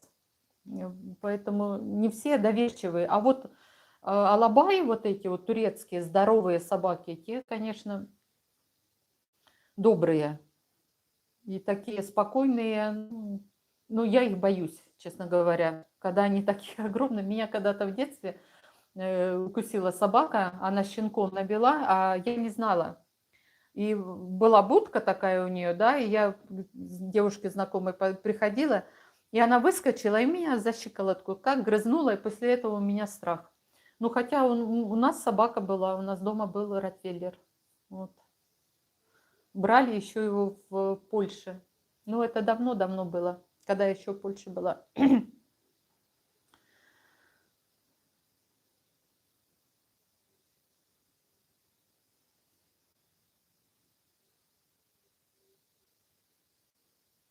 Мгм. Ксения пишет, да, раньше Раньше, да, сейчас раза в 2 подороже стало. Ну да. Да, сейчас что самому лечиться, что животного лечить, даже на животных бывает еще дороже все это. Мгм. Мгм. И чтобы Ксения пишет, главное, чтобы специалисты были, деньги найдутся.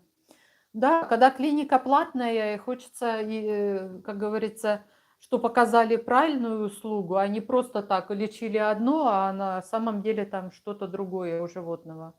Если ты уж платишь деньги, хотелось, чтобы помогли животному, и он чтоб не мучился, не болел.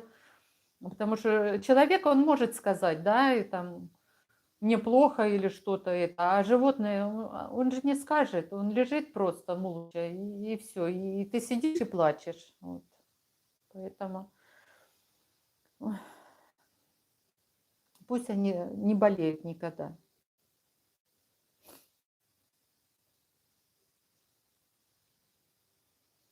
Наталья пишет, тоже страх. Укусила собака на велосипеде, хотя собак люблю.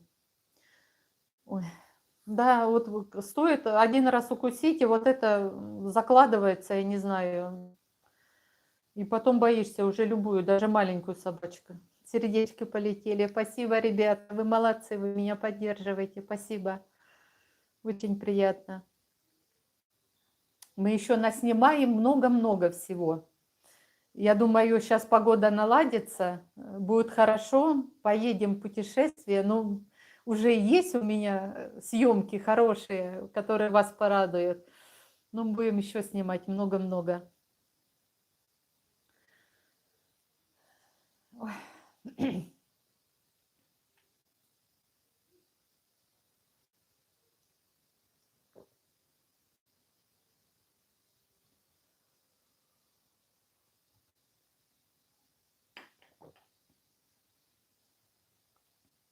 Вот вчера даже, ну, снимала, да, там вот, где тротуар, все, вот спрашивали возле школы, туда-сюда.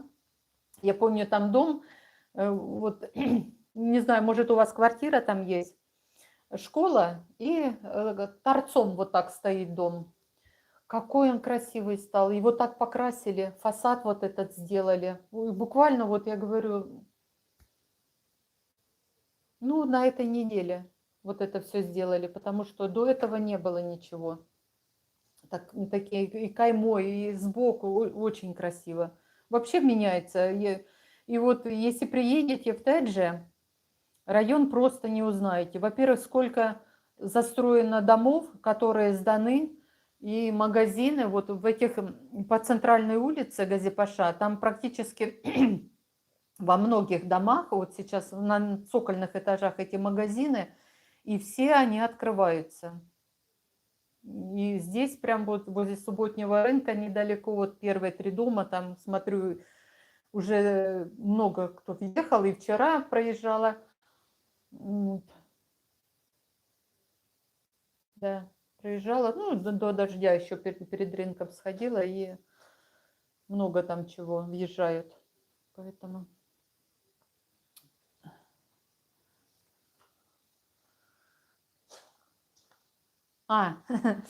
Ребят, да, хотела когда-то.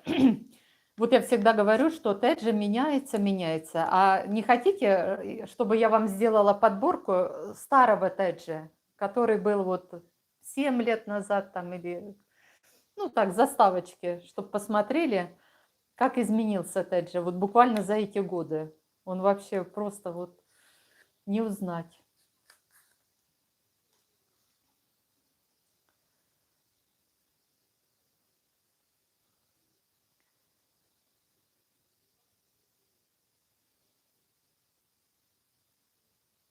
Наталья пишет, на велосипеде осторожно, лучше остановиться и не убегать. Ой, я вообще стараюсь осторожно на велосипеде ездить, потому что, ну, вы знаете, в Турции это надо глаза, чтобы были не только спереди, но со всех сторон. Потому что когда едешь, это... Они, турки так, если он едет на дороге, он считает, что он прав. И неважно, он со второстепенной дороги или там с места начинает движение. Он думает, что если все, он двинулся, все, значит, его должны все пропустить.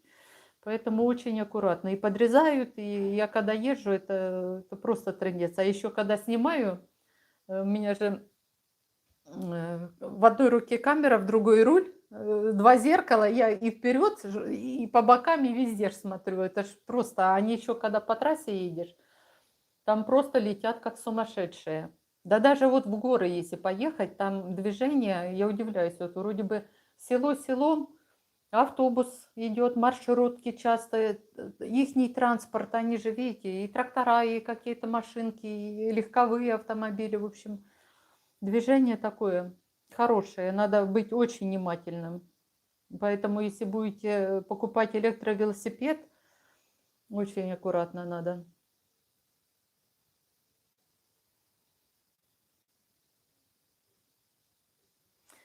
Ага, Наташа пишет. Очень интересно было бы посмотреть на TG 5 лет тому назад. Да, вот хорошо, подберем. Я сама, вот знаете, даже смотришь, думаешь, господи, а где это место было? А оно так вот, везде же сады были, здесь же была деревня, да, это вот когда, спасибо, ребята, сердечки, спасибо, спасибо. Э, Здесь же была деревня, ничего такого не было, сады, да, люди имели свои участки, вот, лимоны, там, апельсины, кто-то занимался в теплицах этим, бананы выращивает, или еще там помидоры, или там огурцы. Ой, ой, спасибо, спасибо, ребята, спасибо. И домов-то практически не было. А когда уже присоединили Теджи к городу, вот пошла вот эта стройка. И буквально, вот я говорю, 4 года назад это бум был. 3-4 года назад бум. Многие купили квартиры еще на котлованах, знаете. Ну, я сама через интернет покупала квартиру. Не видя ничего, вот так просто посмотрела ролик и купила. Поэтому вот. Интересно. Даже вот дороги, вот смотришь, думаешь, а что это? И вот по каким-то знакам вот определяешь, или дом там, или дерево какое-то, а это тот район, и это тот район. Ну, обязательно сделаю, посмотрите, сами удивитесь. Вот.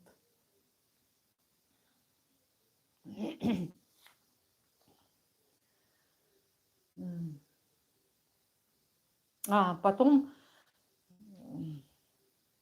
ездила в Черши, ну, я потом сняла видео, посмотрите, будет и шорты, видео, какой район, очень интересно, мне понравилось. И потом порт, где можно на корабле прокатиться. Все, это все вот будет в ближайших выпусках, поэтому посмотрите. Вот.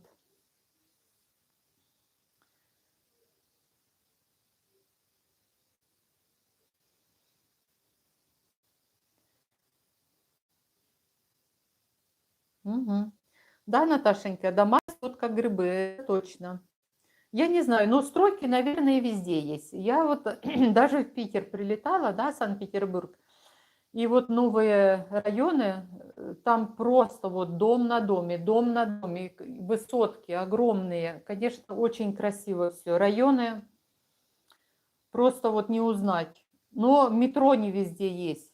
Сколько, я не знаю, домов, даже вот эти вот стоянки для машин возводят высоко, в несколько этажей, потому что парковок мало. Где-то под домами, где-то это. Если вот поставить вдоль улицы, то другой машине уже сложно проехать, потому что все застроено, очень много. И магазины вот эти большие, там гипермаркеты, и все. Вот, конечно, да. В старом, да, вот на Ваське там нет, там такого, потому что там и строить негде особо. А вот новые районы, это, конечно, ну, все красиво делают. Знаете, не как в Турции. Вот, например, сняли асфальт, да, и рядом забросили на соседнюю улицу. Нет, там если убирают, ну, по крайней мере, это в Санкт-Петербурге, убирают чисто тротуар, дорожки, вот эти везде такие, ну, как палисаднички, да, такие заборчики невысокие, растения, все, трава посеяна, очень аккуратно, мне нравится, очень чисто и Магазинов также во всех домах, вот на первые этажи, это все магазины. И сетевых много, и таких. А кафе сколько? А пекарен, бог ты мой, я удивилась. Там пекарни в каждом доме практически есть. Вот эти булочки, бушеи, чего только нет. Пироги, пекарни, в общем. Не хотят, чтобы люди сами дома делали, а хотят все готовое, чтобы покупали. Ну, с другой стороны, может, и правильно, кто-то занят на работе, не тратит время, ему, если один человек живет, да, проще купить ту же булочку, чем готовить. Но когда семья, я думаю, это накладно. Легче дома приготовить, и все покушают. Так, планируете снять, Ксения, планируете снять и другие города Турции? Конечно, хотелось бы проехать куда-то, но посмотрим. В ближайшее это можно здесь близко, а так вот подальше, конечно, вдвоем мы вместе не сможем улететь, потому что у нас кот, понимаете, не в отель куда-то нет, а по одному как-то, ну, ехать, ну, тоже не очень интересно. Не знаю. Пока, пока планы на будущее, пока думаем. Вот. Я думаю, когда-то поедем, конечно, нужно смотреть и снимать все, вам показать, поделиться. Вдруг, мало ли вы в том городе не были. Турция, она вообще интересная страна. И много чего интересного. Даже вот какие-то вот поехать тоже Девичью крепость, да, вот не каждый же приезжает и едет. Там пляж шикарный, там такие развалины, а мы были, ну, когда еще на машине приезжали, вот дети были вместе, ездили в пещеры Ада и Рая. Ой, это просто шикарно. Для меня, я не знаю, может, и будет потеплее, я постараюсь, но уже на автобусе, скорее всего, доехать туда или экскурсию возьму какую. Если будет. Просто когда дожди идут, в эти пещеры Ада и Рая невозможно попасть. Они находятся глубоко, а так как ливни идут, и там камни вот это все, они скользкие. И даже вот мы ходили летом, даже ближе к осени туда, было сухо, и камни вот эти до того скользкие были, что там натянута была такая типа сетки, чтобы обувь не скользила. И если ты поплывешь, то можешь, в общем, улететь очень далеко. Поэтому очень на полусогнутых, в принципе, ходили. Фотографии только остались. Вот. Интересно. Ну и обязательно постараюсь съездить туда, снять видео для вас. Поэтому такие каньоны там, ой, ну, хорошие, да. Ну, а Девичью крепость я снимала видео когда-то, пляж вот этот. Там история интересная, да, как принцесса, чтобы спасти принцессу, дочь свою, царю сказали, что ваша дочь умрет от укуса змеи. И он построил эту крепость на воде. И прошло сколько-то времени, и как продукты завозили же, да, туда покушать все, и в корзинку вместе с едой, с какими-то продуктами залезла змея. И когда начали доставать, она вылезла с корзины и укусила эту девушку, и она умерла. Вот такая легенда этой крепости. Я не знаю, вход сейчас есть в саму крепость или нет, но когда мы были там на пляже, там были кораблики, проходили, делали вокруг экскурсию вокруг этой крепости. Но я не видела, заходили или нет, потому что с нашей стороны не было видно, а с противоположной стороны я не знаю, есть ли там подъем, и чтобы осмотреть эту крепость изнутри. А так вообще классно. И там еще есть отели. Ну, в общем, это курортная зона считается. Можно... Отели на память не помню какие, но если что, можно посмотреть. Ну, иностранцы отдыхают там. Пляж хороший, песчаный, мелкий. Идете, идете, и метров, наверное, 100, и все будет по колено. А потом уже начнется только глубина. Вот. Но водичка прогревается. Ну, с детками в основном все приезжают, и турки приезжают. И там по дороге, вот даже если ехать, я, помните, на велосипеде ехала, искала этот ботанический сад вот этот. который, ну, там не пускают в этот сад, потому что это питомник, разводят они, как селекцию вот эту всю. И чуть дальше там проехать, есть такие места, где беседки, где мангалы, знаете, вот сосновый бор. На одну сторону я ходила, там просто скамеечки были, а если вот туда проехать дальше, там есть сосновый бор, мангалы вот эти все, отдохнуть. И дальше еще есть, если кемпинги, если у вас машина, ну, с прицепчиком или такой вот автобус специальный, который для путешествий, то можно там остановиться и спокойно жить. И так многие, смотрю, приезжают, и иностранцы, ну, видно по номерам, и живут. Ну, как и здесь вот в Тедже, да, приезжают и на месяц, и на два, и сколько у кого есть времени, домики, все отдыхают.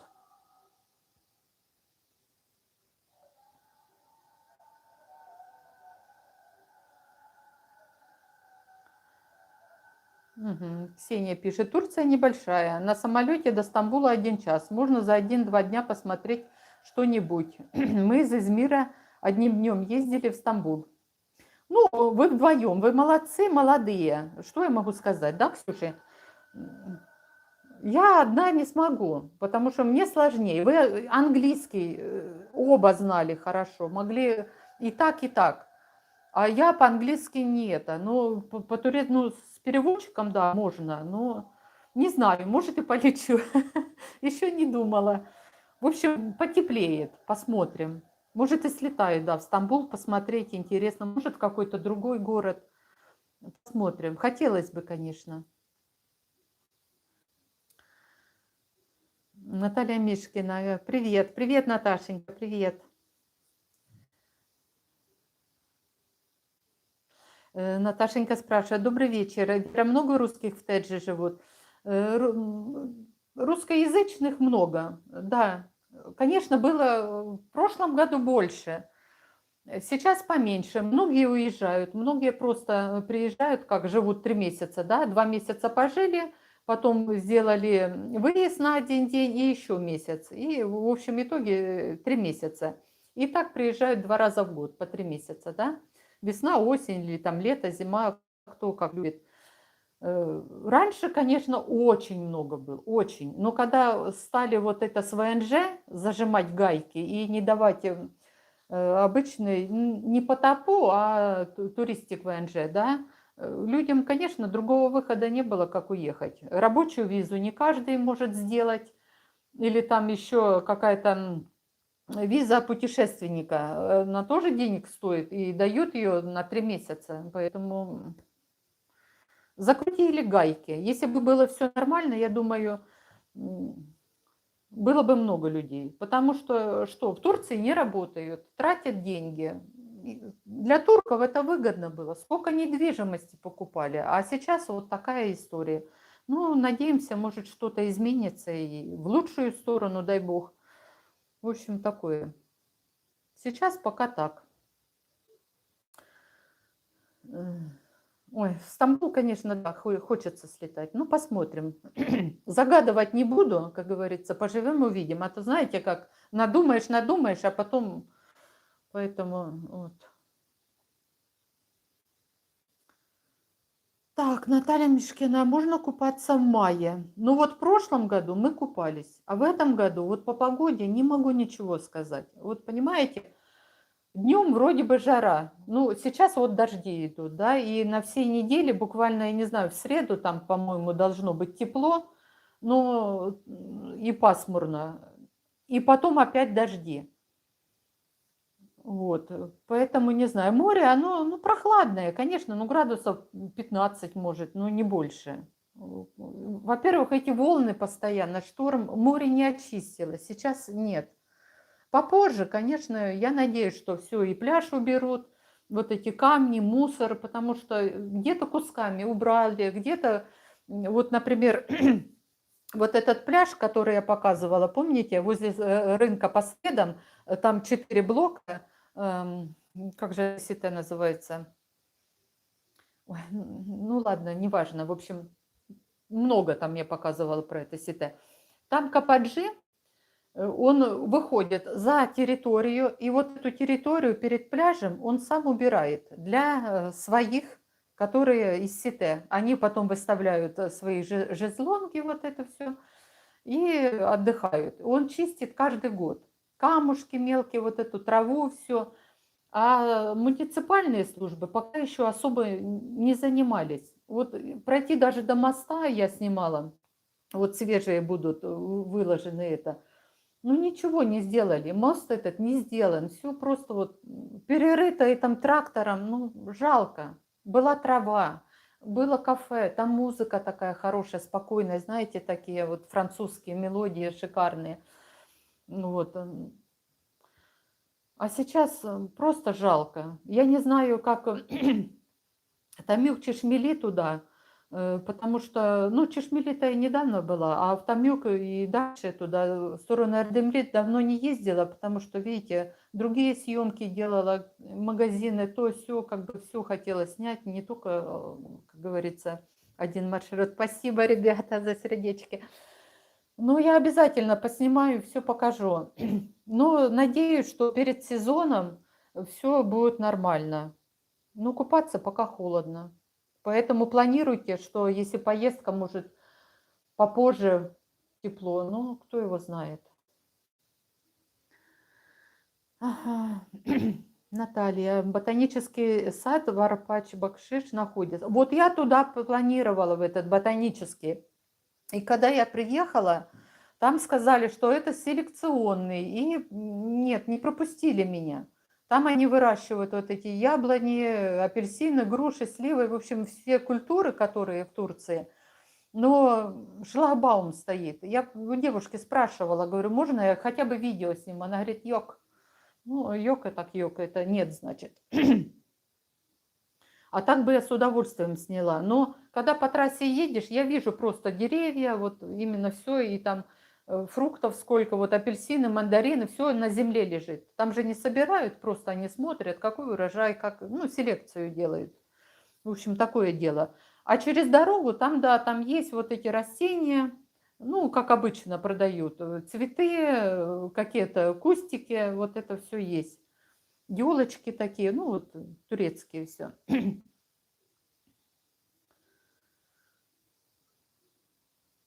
Наталья Мишкина. Хочу переехать в Мерсин, но не знаю, в какой район лучше. Есть дочка 6 лет. Ну, если вы планируете, Наташа, что дочь будет ходить в школу турецкую, например, в турецкую, да, то знайте, что... Не, в Тедже тоже есть это, чтобы было удобно ребенку, что рядом школа там или садик, да. Ну, в Тедже 2 садика, оба платные, причем цена очень дорогая. Вообще в Турции все садики практически платные. Вот. А районы надо, конечно, лучше смотреть. Вы уж если планируете, тем более ребенок, знаете, что это, вам нужно лучше приехать на неделю хотя бы снять где-нибудь или квартиру, или там гостиницу какую, гостиницу, ну, гостиница дороже получается, квартиру, да, и поездить по районам, посмотреть, что вам лучше, более центр там, да, например, там университетскую какую-нибудь улицу, где ближе к центру, где больше всего там магазины, там какие-то учреждения социальные, все. Или более спокойный район. Я почти на пенсионер, поэтому мне удобнее и спокойнее здесь. Я себя чувствую очень хорошо. Я вот в город езжу, когда бывает на автобусе, я устаю так, это просто невозможно. А здесь я спокойно отдыхаю, мне все нравится очень хорошо. Поэтому все продумайте, прежде чем купить. Так, Наталья Мишкина, в мае приеду в Мерсин на месяц пожить. Вот, конечно, обязательно посмотреть, пожить, все это, да. Наталья Сапунова, слышала, что очень интересная экскурсия есть из Мерсина Мардин. Не планируете ли? Он не особо далеко. Ну, экскурсии я вот в такую погоду не очень люблю. Не люблю чем? Я, может, и поеду, да. Какие-то экскурсии обязательно поеду. Не люблю, почему? Вот видите, экскурсия, да, по выходным обычно ездят. Пошел дождь. Ну какая экскурсия может быть? Не настроение, просто так прийти где-то это, мне такое не нравится.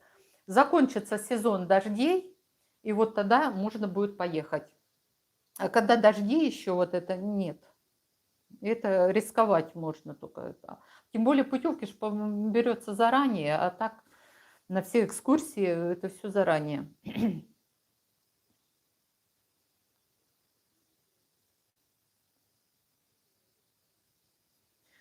Так, Наталья Сапунова. Я была в Мерсине 2 года подряд, с 5 по 15 октября. Море и погода в целом были совсем разными. Да, в октябре погода и море разное, но я вам скажу, что осенью, вот в октябре, ноябре даже, да, вот можно купаться. И море будет намного чище, чем по весне. Поэтому тоже планируйте это. Оно более теплое и само по себе более чистое будет.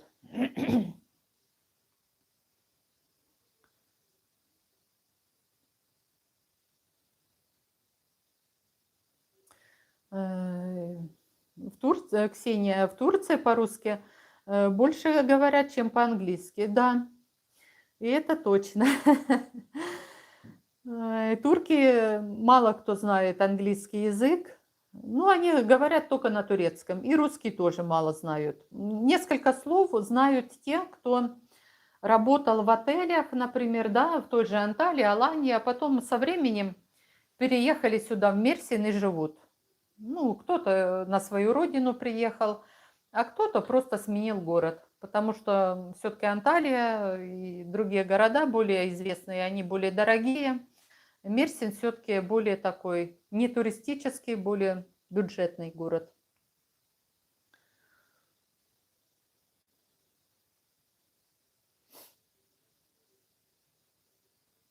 Александр, здравствуйте. А рядом с вами есть возможность снять квартиру на месяц в сентябре. И какая цена примерно будет? Вы не в курсе.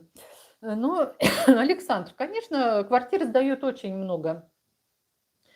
Ну как, если вы на сколько? На месяц нормально, да. Но в среднем цена вот по прошлым этим самым было где-то от 400 до 550 евро на месяц. И плюс коммунальные.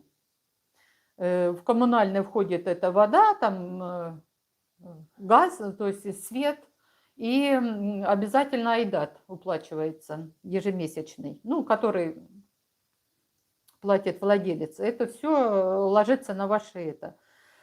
Ну, сейчас не могу сказать, сколько будет в этом году, потому что все-таки цены, аренда растет и проживание растет. Если на более длинный срок, там цена дешевле. Чем срок короче, тем цена выше.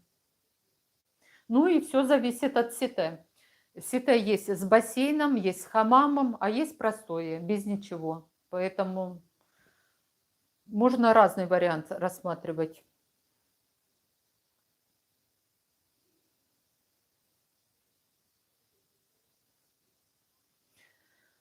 Роман Никулин. Привет, Вера из Америки. Спасибо за показ Лавиния Квин. Роман, да не за что. Я очень рада, что вы посмотрели, вам понравилось. Посмотрели, что там есть.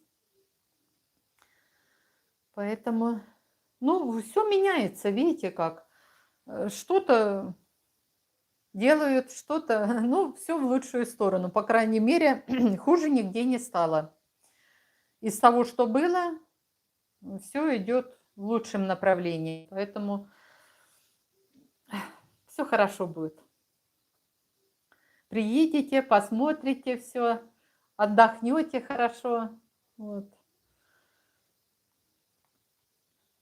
Все нормально.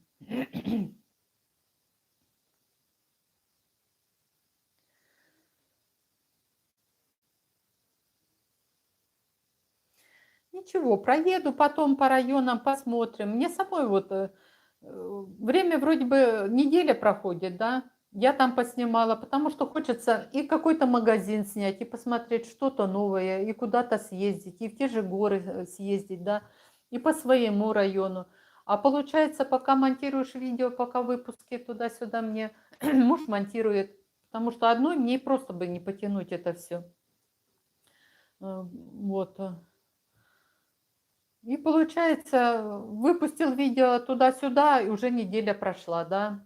Я сама помню, когда дом строили, каждый раз ждала, вот, когда выйдет новое видео, ну что там построили, ну сколько там добавили этаж или не добавили, и что-то там посадили, и что говорят. И, в общем, как кино смотрела, вот, обязательно. И каждый раз ждала. Поэтому я понимаю, когда далеко и хочется посмотреть все. Ну, я стараюсь, вот, показывать, все снимать. Я снимаю, вы же знаете, ничего не приукрашиваю. Вот если там куча с мусором или там сделали оплошность какую, я показываю. Вот, поэтому не то, что как риэлтор, да, одну сторону показала, вторую, там, где плохая, не показывает. Поэтому вы знаете все вокруг, где что творится.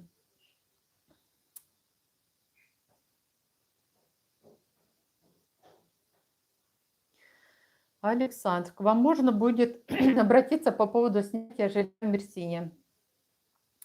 Ну, у меня знакомые есть, которые агентства, которые занимаются они продажей, но я не знаю, занимаются ли они арендой. Ну, я спрошу у них, работают они, если с арендой. Нет проблем. Ну, есть агентство, да, я знаю, там дальше на трассе до 400 агентство, которое занимается именно вот по сдаче квартир, там у них и на месяц, и это, ну, это недалеко, если ехать на рынок по воскресеньям, там буквально магазины, где двери продают это, и там агентство, забыла, как оно называется. Ну, оно вот именно занимается сдачей. Я уточню. Если что, пишите в Телеграм ближе к этому. Нет проблем, поможем.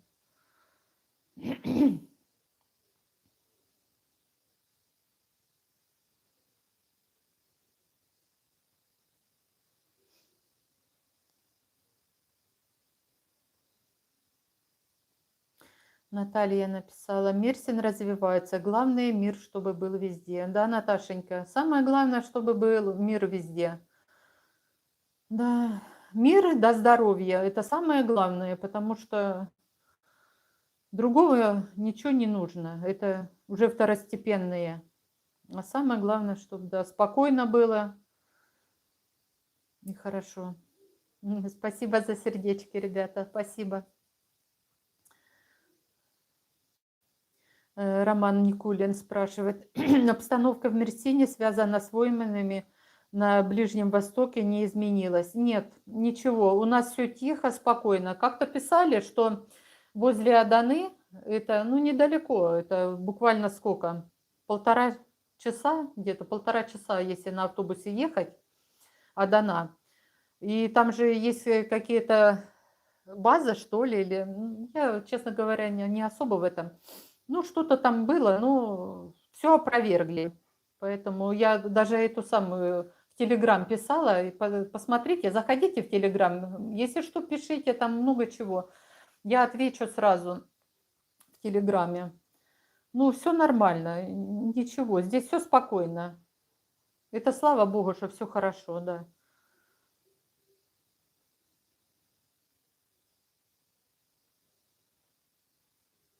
Вера, как-то не пришлось в районе Давул-ТП мне побывать. Что сказать? Так, Давул-ТП. Что сказать? Я была недавно, Наташенька. Я ездила на волейбол. Мы смотрели, это район Давул-ТП. Ну, мы приезжали вечером. Во сколько мы были? 8:30, по-моему. Мы только пришли с мужем туда на волейбол, болели за команду, за ребят наших с Седжи.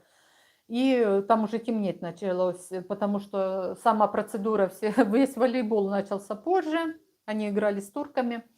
И мне понравилось. Там есть интересные места. Я хочу туда проехать. Да, но нужно будет обязательно снять этот район. много чего интересного. Я обязательно сниму. Сейчас я даже запишу себе ДВТП.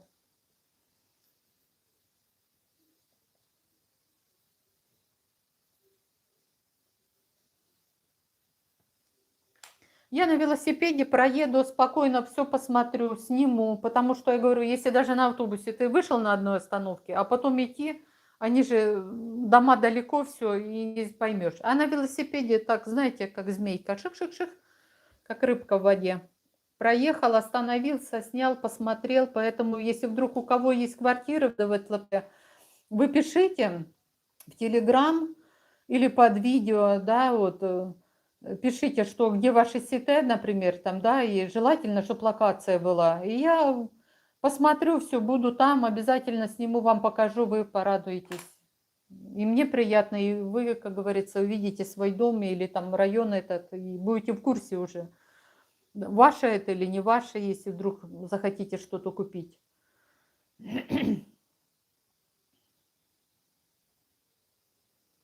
Ну вот сказать не могу, потому что я была там всего на почте один раз, я помню, что-то мы там какой-то номер получали, и все, и проездом. Не была я вот, ну только вот когда на волейбол, все, больше нигде не была. Проеду обязательно.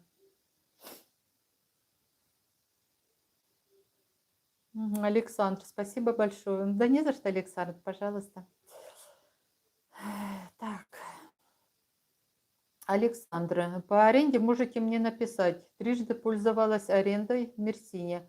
Агентства берут немало, к сожалению. Да, агентства, да, берут. Ну, они, видите как, агентство берет себе, и сколько стоит аренда месячная, агентство сейчас берет себе также. Раньше как-то было, наверное, чуть подешевле, но сейчас, да, берут так. Это если уже через какую-то другую, ну, это нужно договариваться с собственником напрямую. Но сейчас, видите как, если раньше, сейчас, минутку. Если раньше было, давали ВНЖ, да, и туристики, и было спокойно, можно сдавать квартиры без проблем, то сейчас, видите, как государство запретили на краткосрок сдавать. И все боятся, потому что штрафы большие, поэтому в основном сдают все агентства. Вот. Это только если очень уж там знакомые и такие, что это, да, там на свой страх и риск есть снимают, но не знаю, просто в основном агентство, да. Не рискуют, люди не хотят на штраф попасть.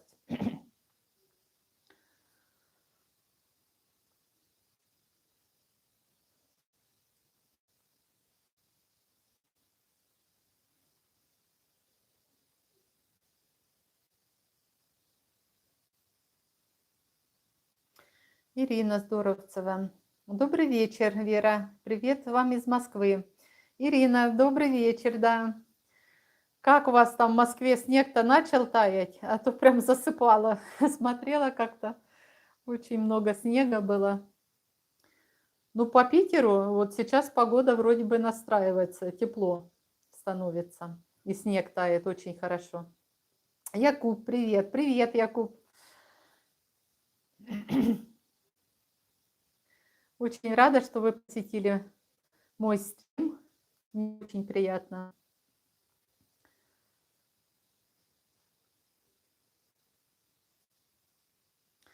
Спрашивайте, если вас что-то еще интересует, я подскажу. И вообще, вот если какая тема интересна, вы можете написать в Телеграм, мы все будем, обсудим все и поедем, посмотрим, все покажу вам. Вот так. Так что, ой, я смотрю, ребята, у меня уже телефон на разрядке, все заканчивается. Так, Наташенька пишет, подождите. Штраф 100 тысяч лир за сдачу короткий срок, если попадешься, не меньше. 100 дней вроде бы, да. Вот такие сейчас ввели правила, поэтому я не думаю, что кто-то будет сдавать. У турков только это, ну, я не знаю, даже турки особо не сдают. Ой, Ирина, начал таять, солнышко, тепло. Ну, очень хорошо. Конечно, весна должна быть. Все хорошо. Якуб, добрый вечер, Вера. Очень интересно посмотреть от Ботаника и ниже до моря, есть ли асфальт. Так, я, по-моему, возле Ботаника, а у вас в Ботанике, да, это сито, приезжала, там, по-моему, да, есть дорожка. Тротуар, по-моему, не уложен, а сама дорога была асфальтирована. Ну, я еще проеду.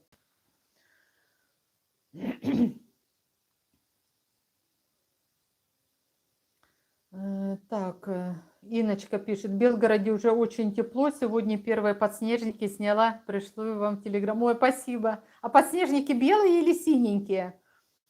Потому что кто-то белые подснежниками называет, а кто-то синенькие такие, знаете, красивые цветочки с листиками зелеными, классные. Ольга, Верочка, спасибо большое, вас так приятно слушать. 5 лет назад купили квартиру в Томюке. В этом году вышла на пенсию, но, наверное, не судьба. Все проблема с ВНЖ. Ну, по 3 месяца-то можно приезжать. Ну, даже 2 месяца приехали, отдохнули, хотя бы там зима или осень. Ну, на море нужно поплавать, зарядиться. Йод, это все, дышать нужно морем обязательно. Приезжайте. Хоть на 2 месяца, ну, приезжайте. Так. Роман Никулин. Вера, вы не в курсе, есть ли дикие пляжи с голубыми лагунами вблизи от Мерсина? Любимый ряд с маской. Да, есть такие пляжи, но это далековато. Мы ездили на такой пляж, это больше 2 часов на машине мы ехали, очень далеко. Но вода просто, знаете, шикарная вода. Такой в Мерсине нету. Наталья, интересно посмотреть море в Томюке после шторма. Я обязательно сниму, Наташенька, обязательно. Якуб, вы пропустили Ботаник? Ну, сниму, да. По всем улицам не проедешь, потому что они так. Ну, как-то никто не спрашивал про Ботаник, поэтому я там не проезжала. Ну, я проеду. Я записала себе пометочку, обязательно проеду. Может, в телегу выложу, даже просто вот так проскочу быстренько, сниму и выложу в телегу. Поэтому заходите в Телеграм. Там, скорее всего, будет быстрее. Наталья, спасибо за общение. Вам, Наташенька, спасибо, что зашли на канал. Угу. Инна. Так, белые, да? Синьки – это крокусы. А синие – это крокусы. А они уже тоже есть. Да. Ну, я не знаю, мы всегда как-то вот эти синенькие всегда называем подснежниками, пролесками. Якуб, очень буду благодарен, если снимете улицу, где вы Ботаник и к морю. Большое спасибочка. Нет проблем. Ну, скорее всего, на Телеграм сниму. Поэтому, если это, на Телеграм. Да, большое спасибо. Красивое, очень и приятное. Да, спасибо. Спасибо, ребята. Давайте, я закругляюсь. Мы уже и так, сколько, 2,5 часа почти проболтали. Ну, пишите, если вам будет интересно по воскресеньям проводить стримы, я с удовольствием. И вообще в любое время, когда вам будет удобно. Пишите в Телеграм. В общем, я думаю, все будет хорошо. Ну, а на сегодня я прощаюсь с вами. Всем пока-пока. До новой встречи в новых экстримах. Я буду писать всегда в Телеграме, когда буду проводить экстрим. В общем, заходите, будете в курсе всего. Все. Целую, обнимаю. Будем кушать суши и моти.